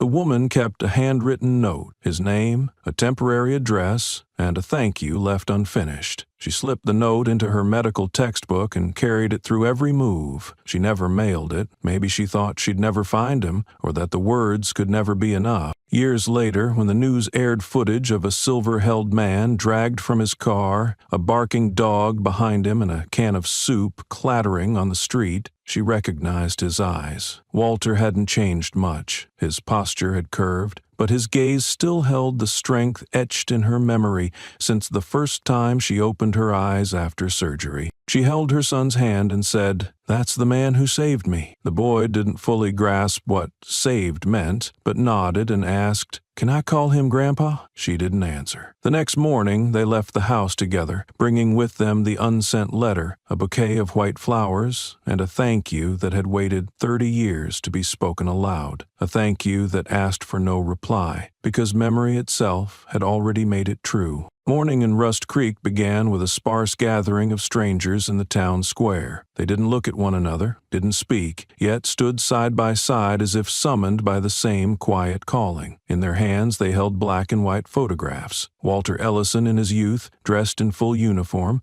eyes sharp and direct toward the lens. A soft breeze flipped the corners of the paper, footsteps on stone creating an unfamiliar rhythm. Even the children, led by the Han, fell silent, sensing something different in the air. At the cafe on the corner, service stopped. The owner stepped out with a photo in hand, his usual indifference replaced by something else. A doctor stepped out of the back of an ambulance, standing next to the school bus driver who usually transported boarding students. A high school teacher, who once avoided any mention of Walter, now held the same photo as the others, standing at the far end of the line. From one corner came the sound of a violin, soft and unexpected. Few recognized the tune, but everyone stood still. The first notes stirred something unnamed yet deeply familiar, like breath itself. On the second floor of the police station, in the surveillance room, Whitmore squinted at the monitor. The security footage showed the crowd thickening, steadily filling the wide plaza, silent yet unwavering. His brow furrowed as he saw Mrs. Mercer arriving with her husband and Evan. They made no effort to hide, standing at the center of the gathering with photos in hand. A thin, elderly woman stepped forward, limping from an old surgery on her left knee. She placed a cardboard sign at the base of the central statue. The black-inked words read, "I stayed silent when my husband was beaten." No one gathered around. No one commented, but the glances from those nearby began to shift. Zoe Randall stood to the right of the plaza, a tablet in her hands wired to a large outdoor screen attached to the community center. No one knew she had gotten permission the day before. When Walter's image appeared clearly on the screen, heads lifted as light from his face cast down over the sea of photographs below, illuminating private memories. There were no instructions, but hands rose almost in unison. The simple, matching photos touched edge to edge, forming a black and white wave stretching across the square. The wind picked up, tugging lightly at a few jackets, yet no one moved. Under the slanting sun, the shadows of the statue and those holding pieces of the past stretched across the brick ground. The silence did not suppress, but lifted, not meant to oppose anything, but to state something undeniable. As the final note of the violin faded, a child sat on the steps, placing a photo of Walter beside his shoes, eyes lifted toward the screen. And in that moment, the entire town seemed to fall quiet, for something holier than justice, than politics, than apology, memory. Zoe stood as part of the crowd, photo in hand, its corner beginning to curl. Her eyes stayed fixed on the large screen where Walter's face appeared in sharp clarity, needing no introduction. The people around her were not the same ones from the early days when the video first went online. Among them were classmates who once mocked her, who had scrolled past her post with dismissive comments like, "Zoe's just chasing attention again," or "Leave grown-up matters to grown-ups." Now, one stood beside her, photo in hand, eyes forward. They said nothing, but Zoe felt the tension in their shoulders, a silence, trying to make amends for careless words. Her ninth-grade civics teacher, who once warned Zoe against bringing political opinions into class, stood in the second row. When their eyes met, a simple nod passed between them, enough to dissolve old doubts and enough to let Zoe know she was no longer alone. Since the release of Mercer's body cam footage, followed by the hidden file found in Rufus' collar, what had once been dismissed as suspicion had solidified into undeniable truth. The name Mason Durrell appeared briefly, then vanished like a silent beat among mounting evidence, only deepening the understanding that what Walter carried was never just personal. What he carried could never have been just personal. Just days before, Zoe had been easy to ridicule, a teenage girl with a phone daring to challenge the police,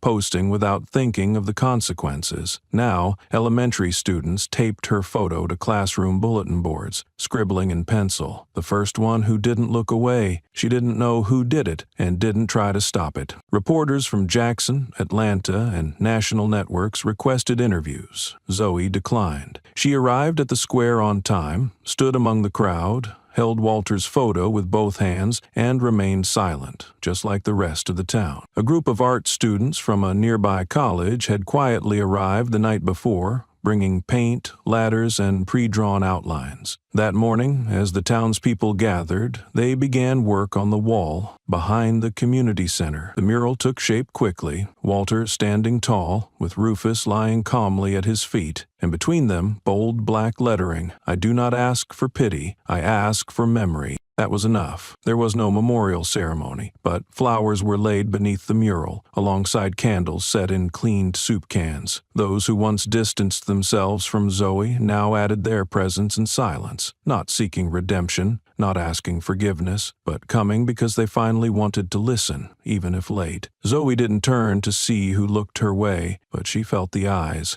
of those who had once doubted, sneered, or stayed silent, as if she had spoken the words they hadn't yet found courage for. And today, they all stood still, wearing the same face, the face of those who no longer avoided the truth. The federal hearing room was located on the third floor of the administrative building, a space usually reserved for closed-door meetings on internal matters. Today it had been cleared out, nameplates were neatly arranged along the table, and at the far end was a map of the 3 southern Mississippi counties, marked with a red highlighter. Nearly a dozen representatives from the Department of Justice, the Federal Bureau of Investigation, the Human Rights Office, and several independent journalists had arrived early. They came because Walter Ellison's name had reappeared on the witness list following the nationally circulated incident in Rust Creek. Walter's file sat beside towering stacks of documents, but it was far thinner. Most of the content was outdated, repeating prior notes, dominated by phrases like "source unverified"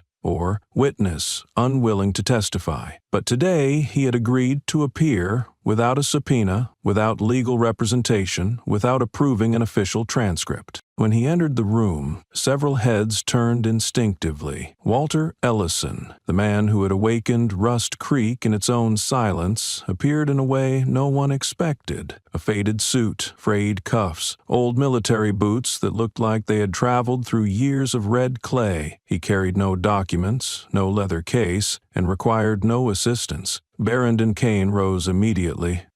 He walked toward the chair placed in the center of the room, standing before rows of professional, scrutinizing, expectant eyes. Those experienced in the field knew this type of hearing usually came with a barrage of questions, interrupted statements, legal jargon, and procedural objections. But Walter stopped precisely at the center, gently adjusted his glasses, and looked each person in the eye. No one anticipated he would speak first, yet he did not with volume or rhetoric, but with words that seemed placed down with the weight of memory. If you've ever seen blood spilled for the sake of a single honest word, then I ask you to listen with your heart. The air in the room thickened. Pens were still held, but no one wrote. A senior attorney tilted his head and lowered his glasses. A young female journalist set her recorder on the table and rested her hand on an unopened notebook. No one asked where he wanted to begin. No one requested an identity confirmation. Everything had already been verified. But what they didn't have was what he carried in his mind. The hearing had no number, no public statements, and no official representative address. Every eye turned to Walter, awaiting a version of the truth the documents had failed to capture. Without an invitation, without waiting for protocol, he stood upright, subtly rotated his left arm, one that had once caught a bullet fragment, and began to speak. The way he looked at each person made it clear he wasn't there to reopen old wounds, but to end a silence that had lingered too long. And with that, the hearing began, not in any official record, but in the minds of everyone present, not for the sake of the law, but for something Walter Ellison had always protected, a truth that had never been allowed to speak. He stood in silence for a long moment before beginning. His voice was deep, not raised, yet each word slid into the stillness of the room like it belonged there. He spoke of an afternoon in 1987, in a forest near the county line, on land yet unnamed but already tainted with guilt. That day, he had been assigned as a community health worker. A group of young men, most under 20, gathered under pine trees to read scripture. Walter had taught them to write prayers, guided them to distinguish anger from righteousness. But the tip-off filed to the station claimed it was a suspected narcotics congregation. The raid team sent had no warrant, no body cameras, and no third-party observers, only officers and weapons. Leading them was the former sheriff of Rust Creek, a man proud of managing high-risk neighborhoods. When the young men raised their hands as ordered, still standing in a line, Walter heard a command from behind. "Disperse by any means." Then came the gunfire. He remembered every face. Blood spattered the white shirt sleeve of the boy at the front. One dropped, but not dead immediately. Walter rushed to him, pressed his hands on the wound in his stomach, and felt the fading pulse beneath his fingertips. He kept the boy alive for another hour, just long enough to reach the hospital, but that name never made it into the emergency records. In the chaos, Walter looked up and caught the gaze of a young man standing at a distance. He carried no weapon, only a notebook, quietly taking notes. A fresh badge peeked out from his shirt pocket. Walter hadn't asked for his name, but 3 decades later, he recognized that face in a news broadcast about Rust Creek. It was Harold Whitmore. When asked why he had remained silent all those years, Walter paused and looked toward the light seeping through the window. He explained that shortly after he submitted his internal report in 1991, his son's scholarship was abruptly revoked without explanation. State medical assistance was suddenly suspended. Every call he made to follow up was met with, "Your file is under review." At the time, I thought if I kept going, my whole family would be buried. I chose to survive. He stopped, no longer searching for sympathy, but gazing into a space larger than the room itself. I thought I was protecting my family, but in the end, I was protecting those who never deserved it. One woman from the federal delegation dabbed her eye with a tissue. Another removed her glasses and nodded gently. No one asked anything. No one resumed taking notes. Everyone seemed to know these words would not make it into the final transcript, yet they had been recorded in something far more permanent, ink made of memory and remorse. Walter ended with a sentence not meant to persuade or reclaim. I don't need a lawyer. I don't need an apology. I just need you to remember that human blood should never be buried beneath a vague report. For several minutes the room remained completely silent. The heartbeat and memory of every person present had stopped at the same point. The place where truth needs no official record, but holds the power to rewrite every conclusion that followed. Walter remained at the stand after recounting the events of the night in 1987, both hands resting on the wooden railing. A heavy silence swept across the room, spreading like water over a flat surface. A few attorneys shifted slightly, ready to wrap up the hearing, but he didn't step back. He raised his head, removed his glasses, and set them on the table. His bare eyes met the full row of seats ahead. He scanned the room slowly, locking eyes with each person. Some looked down, avoiding his gaze. Some clenched their pens. Some hadn't closed their notebooks. When no one spoke, his voice rose, soft, but firm, as if every word had been carved from within. And I know some of you feel pity for me, because I'm old, because I walk unsteadily, because I was beaten, dragged through the street. Some of you pity me because I once wore the uniform, because I once saved lives, but I'm not standing here to be pitied. His tone was steady, unfaltering, like a recitation of orders from his military days. Every sentence was exact, no word wasted. His face showed no anger, only the stillness of deep waters. After a short breath, he continued, I need you to remember that what happened was real. What I shared wasn't meant to wound anyone, but to hold someone accountable. Accountability does not come from pity, it comes from memory. If you walk away today feeling relieved like you've just heard the story of some old man, then this hearing has failed. He placed a hand on his chest, where a medal once rested. Some people die once when they're shot. Others die again when we stop saying their names. He inhaled slowly, deeply, and looked directly toward the center of the judge's bench. I'm not asking for pity, I'm asking for memory. Walter stepped away from the stand like a man who had finally laid down a burden he had carried for half a lifetime. Each of his steps was slow but certain, the sound of his shoes soft against the worn tile floor of the federal hearing room. He didn't glance around. He didn't wait for a reaction. Behind him, the room remained as still as it had been when he finished that last sentence.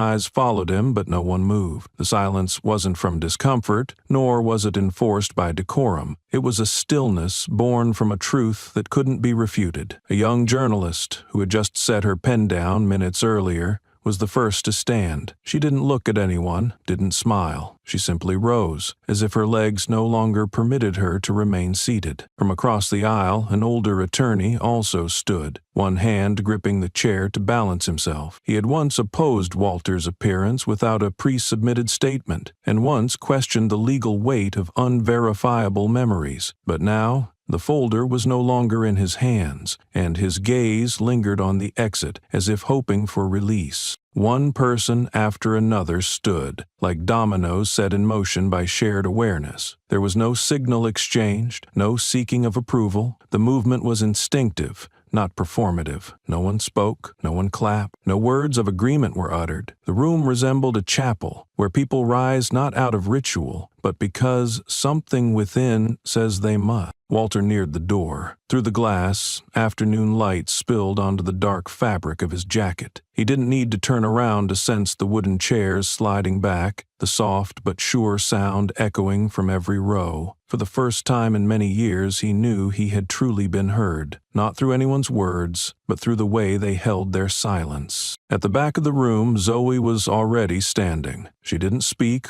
or ask anything. As he approached, she simply nodded once, eyes steady. In that moment, there was no gratitude, no anger, only a quiet handoff between a generation that carries memory and a generation that knows how to keep it. At the hearing table, a young federal agent scribbled the final lines into the record, then froze. He set his pen down, closed his notebook, and muttered something under his breath. Those nearby heard him say, "I won't forget that." It wasn't a legal observation. It was something that broke through the armor people use to hide from memory. On the long table, amid the open files, lay a single, small photo. In it, a younger Walter, his face caked with the dust of war, cradled a wounded man onto a stretcher. The photo needed no caption. Amid stacks of white paper and data, it stood as the only thing that still carried real memory. No one called for a recess. No formal adjournment was made. But everyone knew the most important part of the hearing had just come to a close. And what closed it wasn't a statement in the record, it was a sentence. And a single act, standing up.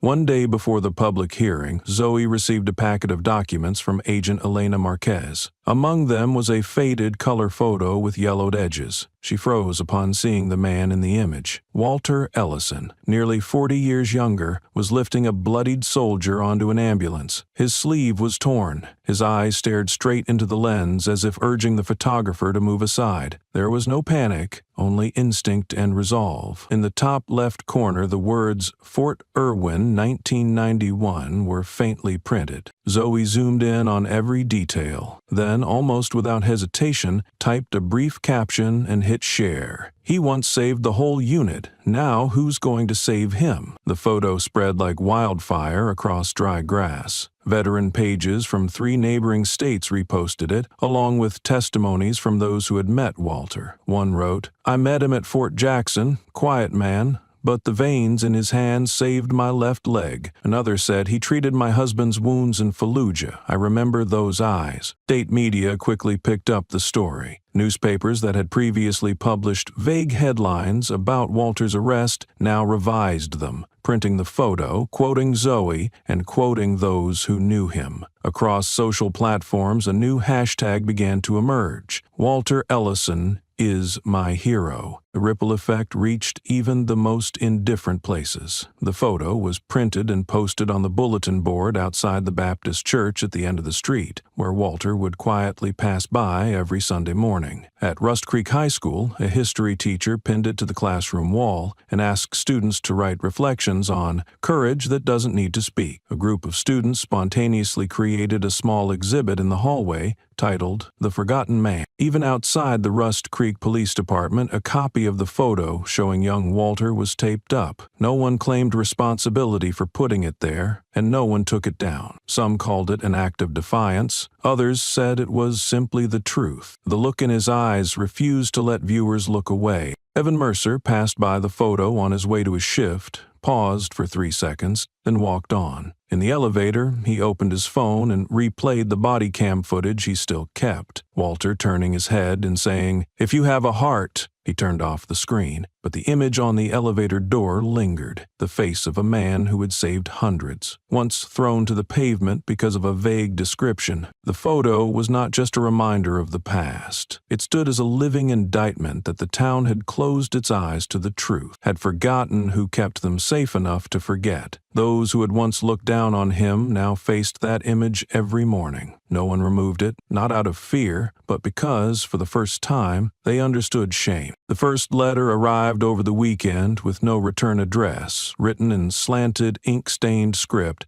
as if jotted down hastily on someone's knee. The writer confessed they had seen Walter being dragged that day, had hesitated for a second, then walked past in fear of getting involved. The letter ended with a single line, "I turned away from what was right, and today I am ashamed." Then came a dark brown envelope from a retired doctor. Inside were 2 carefully written pages recounting how Walter had once invited him to teach battlefield first aid to his troops. "I once called him a role model," the doctor wrote, "and yet at the end of my life, I doubted him on instinct. I don't know if there's still time to make it right, but I owe him that." More letters followed, from all around the town. Some were written in shaky cursive, in uppercase, spaced unevenly. Others were penned with fountain pens, neat but hesitant, as though rewritten many times before being mailed. A few had no names, no dates, only a single sentence, "I saw it too." Walter didn't respond. He placed each letter into an old wooden box that once held campaign gloves. On the lid, he taped a handwritten note, not to forgive, but to remember.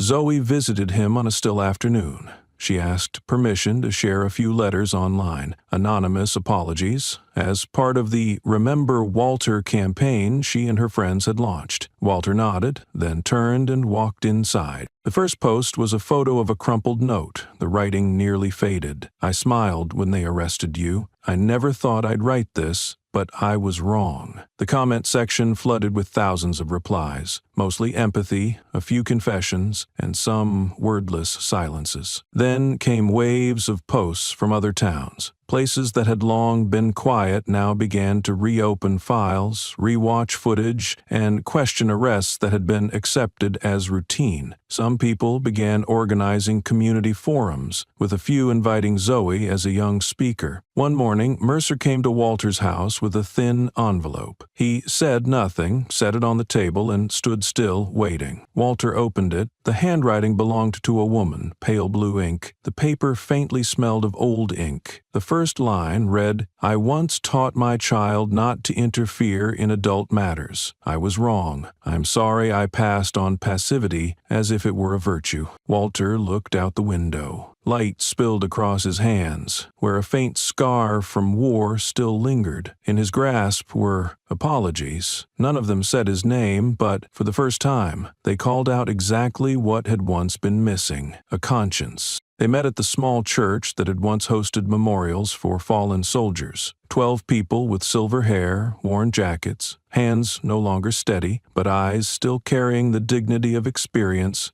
gathered around a wooden table. This was the same table once used to write handwritten letters home in the days before cell phones. Walter has endured enough. Now it's our turn to finish what's left. No further debate was needed. They decided to establish a fund in his name. The fund's name was written in blue ink on a blackboard. The Memory Ledger, Walter Ellison Initiative. Someone nodded quietly, saying it sounded just like the notebook Walter had kept, but this time it would not be tucked away in a drawer. They divided tasks. One called for donations. Another contacted the town library to borrow a small room as an office, while others wrote letters to historians in Jackson and professors specializing in civil rights. Each knew someone who had documented battlefields, preserved letters, or witnessed the quiet discrimination silently seeping into the ranks, unspoken by all. Within a week, dozens of documents started arriving. A dense diary chronicled the Fallujah campaign from a medic's perspective. A worn letter Walter had written to the family of a fallen soldier promised to care for the grave like a piece of memory. Unreleased photos appeared. Walter seated among rows of stretchers, his face smeared with blood but eyes bright, as if never forgetting his duty. The community took notice. They came to the library to see the artifacts, bringing things they once thought worthless: notes, dog tags, faded photos, even oral testimonies. An elderly woman brought a piece of uniform embroidered with Walter's name, saying he had once mended her son's clothes in a field hospital. In schools, teachers integrated the fund's work into lessons. Students were asked to retell the story from the viewpoint of the forgotten. Naive yet sincere lines began to appear. He was there, why weren't we? The fund's official launch took place in the church hall. No flowers, no grand backdrop, only rows of wooden benches. Veterans stepped forward one by one, each carrying a memory. Yet no one recounted feats. They spoke of silence. One man paused before the microphone, hand trembling slightly. He scanned the room and spoke slowly. "We were once called unfit to be written into history. Now we write the rest of the book ourselves." No applause filled the room. No one needed to applaud. They looked at each other, knowing that for the first time in years, the elderly had found their voice. This time, not to retell glory, but to speak of what had never been written. Zoe received the notebook from Walter on a dry afternoon, sunlight slanting through the window, casting light on the first page, written in slanting script, list of those who know but remain silent. He offered no lengthy explanation, nor instructions. His voice was deep, clear enough to be unforgettable. Let these lines have a decent place. She nodded, taking the notebook like a quiet but burning message. She began by visiting the town's central library. The old building, forgotten for years, had reopened its east entrance to welcome volunteers from the Memory Fund. They did not need stage lights or giant screens, only pages faced with solemn respect. Zoe spent hours reading each line, her fingers tracing names that had once existed only in hidden records. She wrote introductions for each segment, each page accompanied by a question. Why did this person remain silent? The exhibition was named "Silence is a Choice," held in the library's ground floor room, once used to teach children painting. Walls were repainted light gray, floors polished clean, and wooden tables arranged into sections. Each section told a story: a man forced to sign a false report, a nurse witnessing medical records being changed, a 12-year-old boy held overnight for standing near a crime scene. Large black and white photos were printed, hung by wire and wooden clips. Warm yellow lights illuminated each piece, creating a feeling that time itself paused to listen.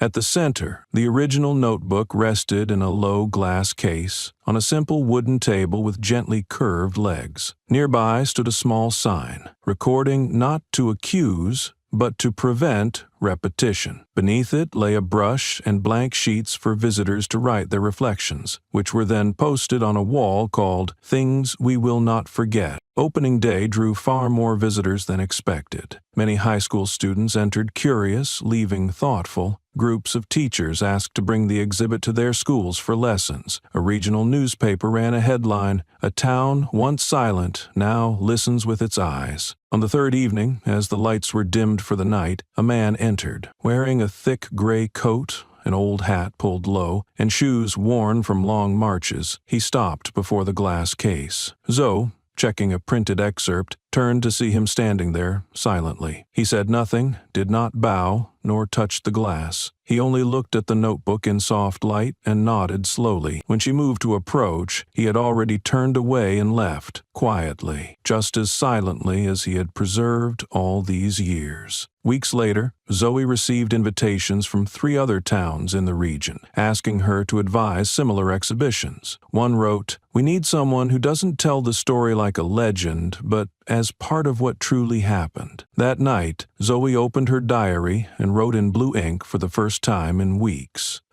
He never wanted to be the main character. He only wanted the memories to be heard as a witness. In that silence, she understood that her journey had only just begun. Early morning in Rust Creek brought a thin mist, like the breath of the earth just cooled. Walter stepped out from his porch, his old jacket loosely closed over a slow but straight back. He needed nothing but a few remaining memories tucked beneath the brim of his hat. The road ahead stretched familiar enough that he didn't need to look, knowing exactly where the bricks were chipped and where children once played in puddles after the rain. Rufus was no longer by his side, and that absence was clear in the fleeting glances exchanged by townsfolk who saw him. A woman opening the laundromat stopped wiping the window upon seeing his silhouette from afar. A man sweeping in front of the pharmacy lowered his head, standing still with his broom like a silent ritual. Walter did not look at them, but his eyes met theirs across the distance, an unspoken form of gratitude all around. As he passed the wooden houses on the left, a school bus stopped at the intersection. The driver,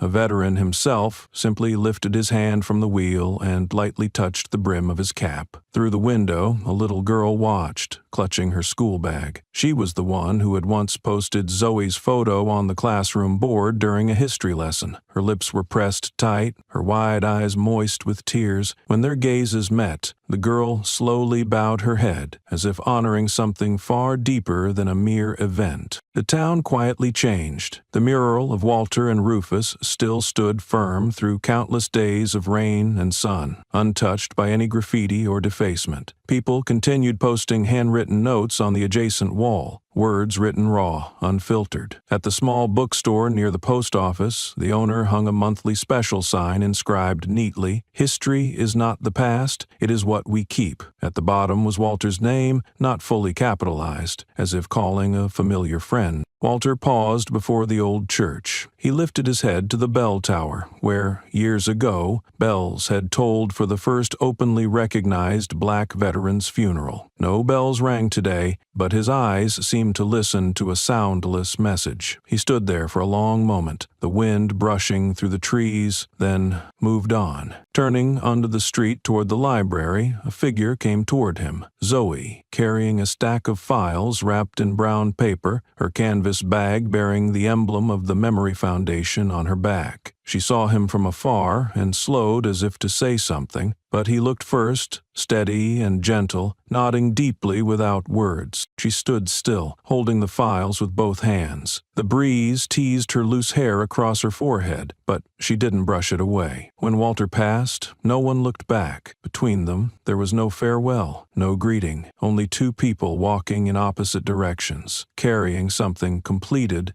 without needing a name. In every step remained the presence of a dog once called by the simplest name. That presence would linger long after both had vanished beyond the last corner. It turned crisp as the school day began. In the largest classroom at Rust Creek High, Rows of desks were arranged in a semicircle, sunlight pouring through windows onto polished wood. On each desk lay a thin copy reproduced from Walter Ellison's original handwritten notebook. Blue ink blurred in places, but underlines remained sharp, line breaks holding the breath of a witness to much. The social studies teacher, once hesitant, advising Zoe to avoid big issues, now led a special session titled Local History and Civic Memory. She stepped to the podium, placing her hand on the first page, her voice deeper than usual. I write these names not to accuse. I write so that if someday anyone asks, "Who knew?" I can say, "We all knew." The class was initially noisy with pages turning, some students slouching with wandering eyes, but when the first sentence was read aloud, silence fell. It felt as if the room's atmosphere shifted. Everyone sensed something heavier than the lesson drifting by. A boy near the back raised his hand slowly. He asked, "If I lived here then, would I have had the courage not to stay silent?" The teacher did not answer, and no one else spoke. That silence was deep and true, needing no reply. The lesson moved to practice. Each student was asked to pick a name from Walter's list and write a short piece from that person's perspective. The writing would not be graded or collected. It was free, but weighted with meaning. A short-haired girl chose the name of a woman who had signed a false report. She wrote, "I signed because I needed to keep my job, but I stayed silent because I thought once signed, no one would read it." Across the room, a quiet student wrote about the postman who saw but said nothing, feeling too small to be heard. The writings were not for correction, but for understanding. The principal stood at the back, taking notes on every response, then announced the school would establish a special library named after Walter Ellison. It would house documents, writings, photos from exhibitions, and clips of interviews with Zoe, Mercer, and witnesses. These materials would not be internal records, but publicly available on the student portal as part of the annual civic curriculum. As the lesson neared its end, the teacher invited each student to read a sentence from their chosen notebook page. Each voice sounded like a reminder, soft, but filling the room with something like hope. At last, a shy girl, her voice trembling, stood and read clearly, "We were not born to be silent. We only need someone to lead the way." In that moment, no one looked down, and Walter Ellison, though absent from the room, was present not as a picture but in every eye that had begun to watch. Walter Ellison's story is not just a personal event but a powerful reflection of the persistent prejudices in society. Never judge others hastily based on appearance or skin color, because a person's talent and value cannot be measured by such biases. Walter, a dedicated veteran and a crucial witness, was treated unfairly simply because of prejudice and misunderstanding. Yet his story shows that justice, though sometimes delayed, always finds a way to prevail. From this story, we learn that every individual deserves respect and fair recognition. Sometimes, those underestimated or overlooked are the very ones who silently fight and prove their worth through actions and perseverance. This is not only a lesson for individuals, but also a reminder for society to see the truth with fairness and compassion. Have you ever been misjudged because someone failed to understand you? Have you ever been underestimated but quietly proved you were better than expected? If Walter's story has touched you, please share it so more people can reflect and learn from it. We need stories like these to awaken and inspire change. Thank you for following our story. We strive to bring you the most truthful, inspiring, and meaningful narratives. Don't forget to subscribe to our channel so you won't miss the next stories where truth and justice are always honored.